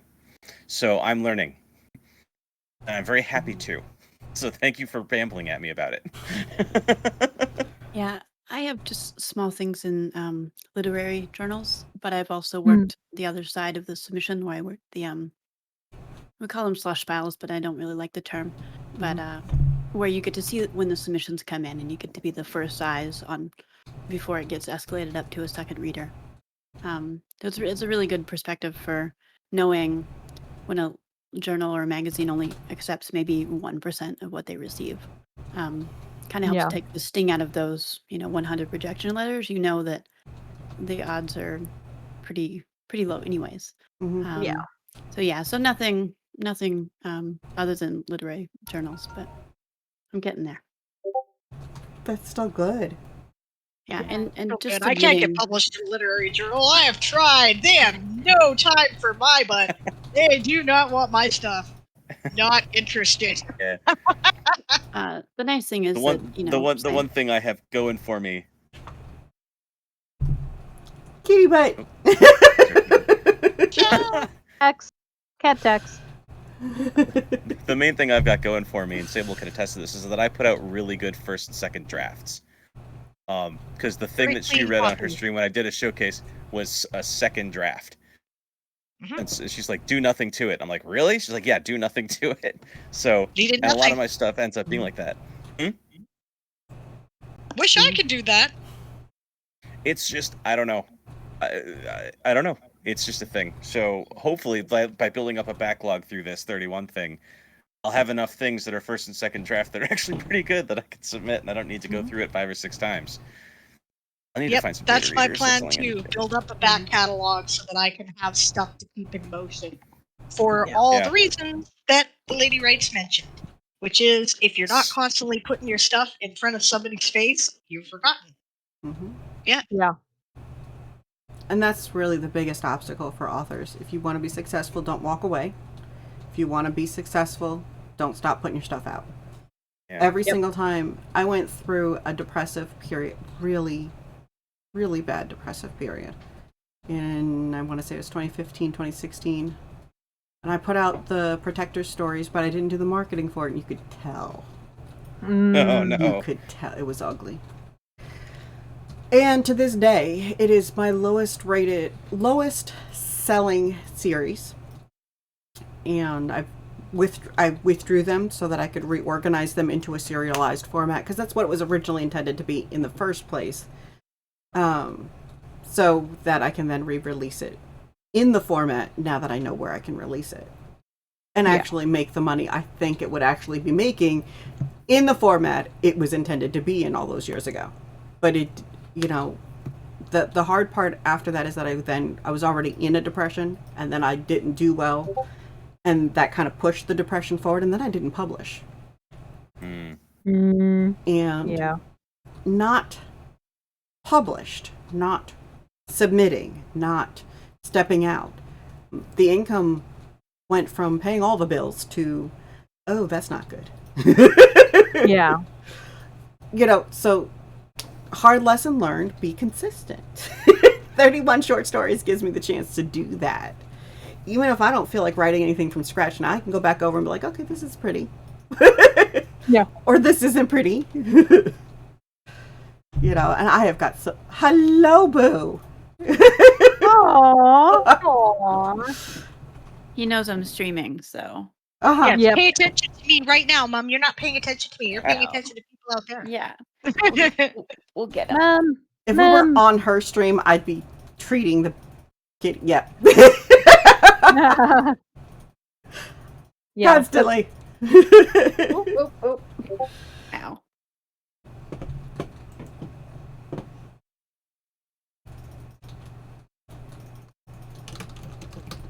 Yeah, I'll say that absolutely the biggest benefit, especially Brian for you and not having submitted, and it's been, you know, this will be just a really great opportunity because it's difficult when you work on just really large projects. It takes so long sometimes for any of that to get to a point where you can submit it, right? Where you can start querying and having any kind of turnaround for that. Yeah. But there are so many, and including the charity magazine, places to submit. Such great practice, and get that frame ready because ultimately, you know, we put them out there, and those rejection letters are going to come in, and you read it and you learn from it, and you just keep going. And but this will be such a great springboard into that. I'm really looking forward to just having so many more short stories, and to write them on stream and with this community that we've cultivated here. It's going to be a lot of fun to do it. Yeah. Not alone. Yeah. First of all, that's really nice to know that we're all kind of suffering together. Yeah. Well, that's. I mean, I've written more since I started streaming in November of last year, and I've written more between November and now than I did in the previous 16 years combined. Nice. Because of all of these people. And I'm amazed what I found, because Coffee I was streaming randomly. One day I was just like, I'll stream the writing. Coffee found me and was like, hi, bye. I'm like, what? And I went to hers, and then that exploded. And then I know all of these wonderful people. So it's like, it's encouraged me to no end. And it's been a lot of fun. And yeah, it's coming together as a group, because a lot of them are like, oh, we're new at this too. I'm like, really? Because you don't seem like it. You all seem like you know what you're doing. It's been a cool family to become a part of and build and help I'm build. glad you're a part of it. I'm honestly, the thing I'm most looking forward to is the same thing I was looking forward to in January. That's all of you. I'm gonna be trying to get into everybody's stream, whether it's sporadic or consistent or whatever, and jump in. And, you know, it's very motivating. It's very inspiring. I love seeing what everybody does with the prompts. So for those who are doing the prompts, you will definitely see me more in your streams, because I love seeing what's going on. Because if I'm playing with the same prompt, especially, like I said, the one Brian and I both did that about the horse, it just completely different. And then it gave Sable a completely new idea. Yep. Yeah. Oh, You know, question mark. I love that. Question. If we do the round table and we go around and we read our work, should we do the thing where, here's my story, hand it to the person to your right, and they read it out so that you can hear it? Ooh. That's an interesting concept. Only if I'm allowed to provide a pronunciation guide. Yeah. Absolutely. I write science fiction and fantasy. Yeah, I would be. Screws up Or that name. is that an entirely different event that we should do? Because that would be cool too. I like both of those ideas. I think if we want to plan a time slot where there's a couple people, if they want to come in and do it at the same time and flip flop, that'll work. I mean, when I say a longer stream, I mean I'm gonna probably start at noon and go to the typical 6 or 7 o'clock. Oh, if you can start at noon, I can be there. If you start at noon, I'm fine. Noon my time. Noon my time. You're So Eastern, right? I'm an hour behind you. Behind me. It's fine. It's an hour. I can do it in an hour. So that'll be like 1 o'clock your time. Okay. It's doable.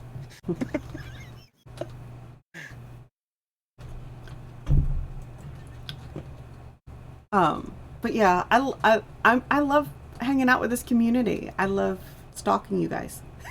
Yeah. And 31 short stories gives me an excuse to be in more channels. Yes. Always a good thing. Finding more writers who are doing stuff by Mhm. participating in these challenges and Yeah. getting involved. And who's doing this? Yeah, exactly. Yeah. So yeah, this is gonna be great. This is Yes. I'm looking forward to it. I'm By the afraid way- I do have to go. I at was this just point. looking at the clock thinking it's probably about that time. This is kind of Yeah. went from I had no let's idea just it talk was gonna go. 31 to let's just talk, and it's been great and I love it. But Yeah. I was just looking at the clock too. And I had a friend remind me, your schedule actually said 2 hours. You're going on 3. I'm like, oh. Yeah. Whoops. Yeah. I've been putting the H in ADHD. I first organized all of my pins and now I'm sewing. Yeah, I saw you start doing this, and I'm like, we've either lost, Nope, not Eli. lost. Just the H in ADHD was like, feed me. Feed me. I get it. Yep. So, thank you everyone who came on the panel today. Thank you those who I wish you would have made it to the panel. Congratulations to Angst for winning the giveaway and the free. Thank you for following, Tammy. Oh, thank you, Tammy. And Hello. thank you for all the follows. Thank you for all the raids. Thank you for all the fun. Thank each and every one of you for being here. Okay. And before I start gushing again, I'm sure you guys have noticed I do that when I'm dealing with big stuff. Do. Sorry. That would actually be bad thing. ADHD too. Yeah. Yeah. We tend to get, when our brains get into it, we get all in. Yeah. So Yep. Is it okay if I drop a Kickstarter link again real quick before we go? please, yes, Yes. please go and support. Yes. If you have some monies, please donate. If you don't, Well, please don't. I don't know. Share it. Share it. That's yes, what- share the Follow. link, help her reach her stretch goals. And Moon, when you get around to being able to join us again on the streaming and stuff, we will be happy to come and invade you more as often as we can. Yes. Can I do a And self for promo those of drop you- as well? Yeah. Yeah. For those of you who want to follow along with A Few Good Elves, now that the Kickstarter is done, this is the page where I am posting the information as it comes in. When the pre-order link is up, that's where you will find it there. Nice. You can also join the community at the website, so that'd just be the first part, worlanvil.com/w/toysfolksaga. And I can do direct updates to you there if you would prefer, or you can join my Discord, which I don't have the link for handy, but yeah, everybody's got a Discord. These guys have a Discord. Discord's everywhere. Yeah. My thing is I'm on Patreon. It's called The Loose Page. I've been attempting to update it once a week, and then I started doing this, and that didn't work anymore. And I'm getting back to it. I'm trying to post every week, whether it's little shorts that I did on prompts, poems, whatever, and give updates on longer works, which is actually going to be a huge Warlandville has been a huge boon for that, because that's probably going to end up being the reward system, is that they can see behind the curtain. But the Loose Page is where you're going to find writing of mine.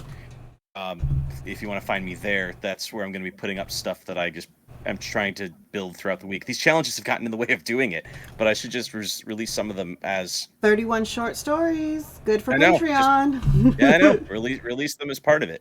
Mhm. So that's what I plan on doing. Is I'm going to try and get my Patreon back in motion with 31. That's another thing I'm going to do. How can we So, connect that's with there. you, The Michelle?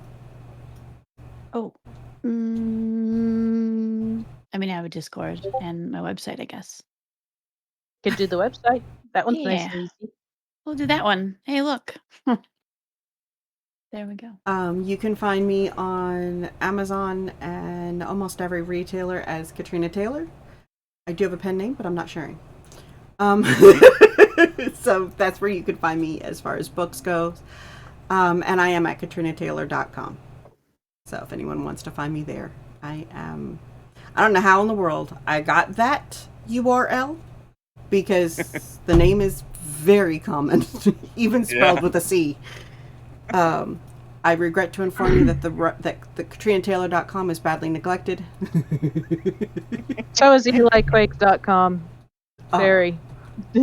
I also own the ladyrights.com, by the way, and it does redirect to katrinataylor.com. I'm thinking I need to redirect it to like my bookstore, which is in the process of being built, by the way. It will be built at Inexhaustible Media, where we will be publishing books, we will be publishing games, and we will be publishing animations in time. Nice.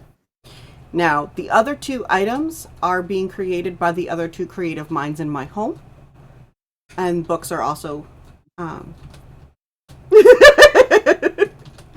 and books are also in my daughter's forte, and art and all of that will be published through Inexhaustible Media, which is a new family company intended to host and publish family stuff.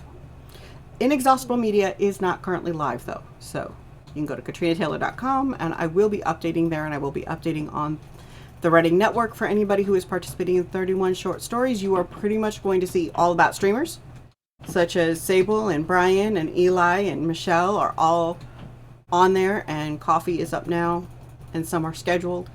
And then you'll get all the prompts every single day for the month of July. A new prompt, or month of August, a new prompt will post.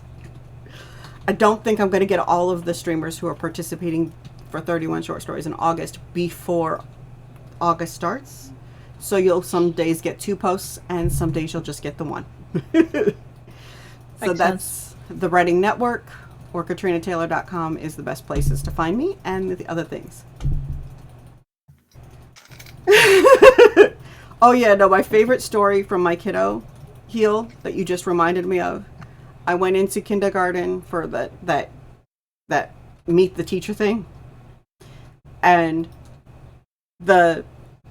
somebody was reading a story, and my daughter spoke up. Oh, that's my mom's second name.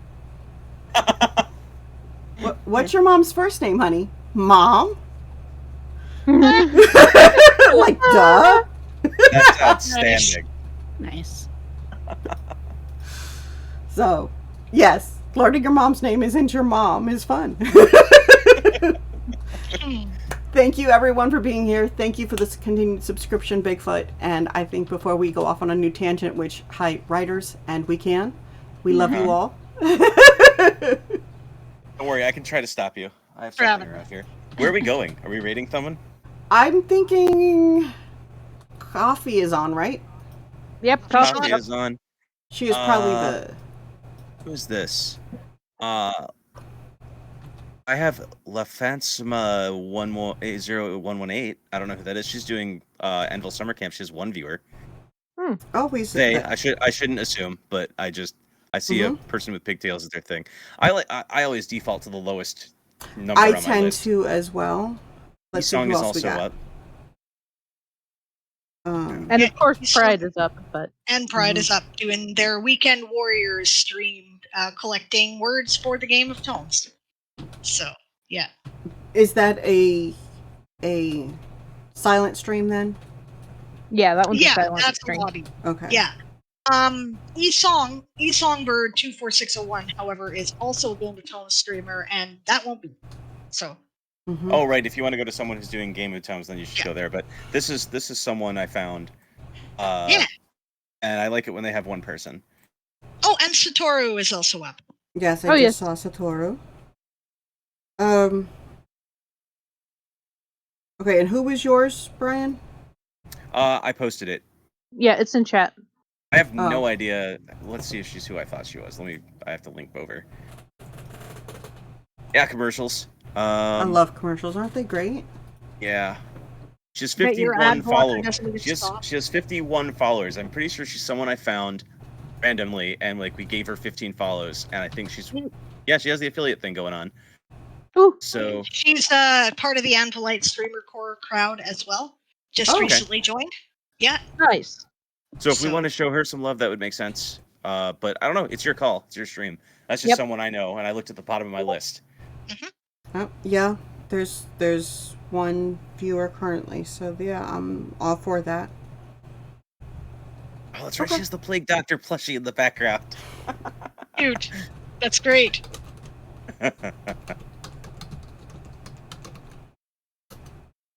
The one thing that I love about everyone on this screen is they're all about supporting, so this is a great opportunity for us to continue that. Yep. Absolutely. So, new writing streamer, feel free to follow when we get there. I don't think we so much need a raid call as 31 short stories rocks if you want. But more importantly, say hello and welcome them to the community. And Awesome. thank you guys for hanging out with us and for listening It to was us. fun. Yes. Hi. Bye. Bye. See you soon.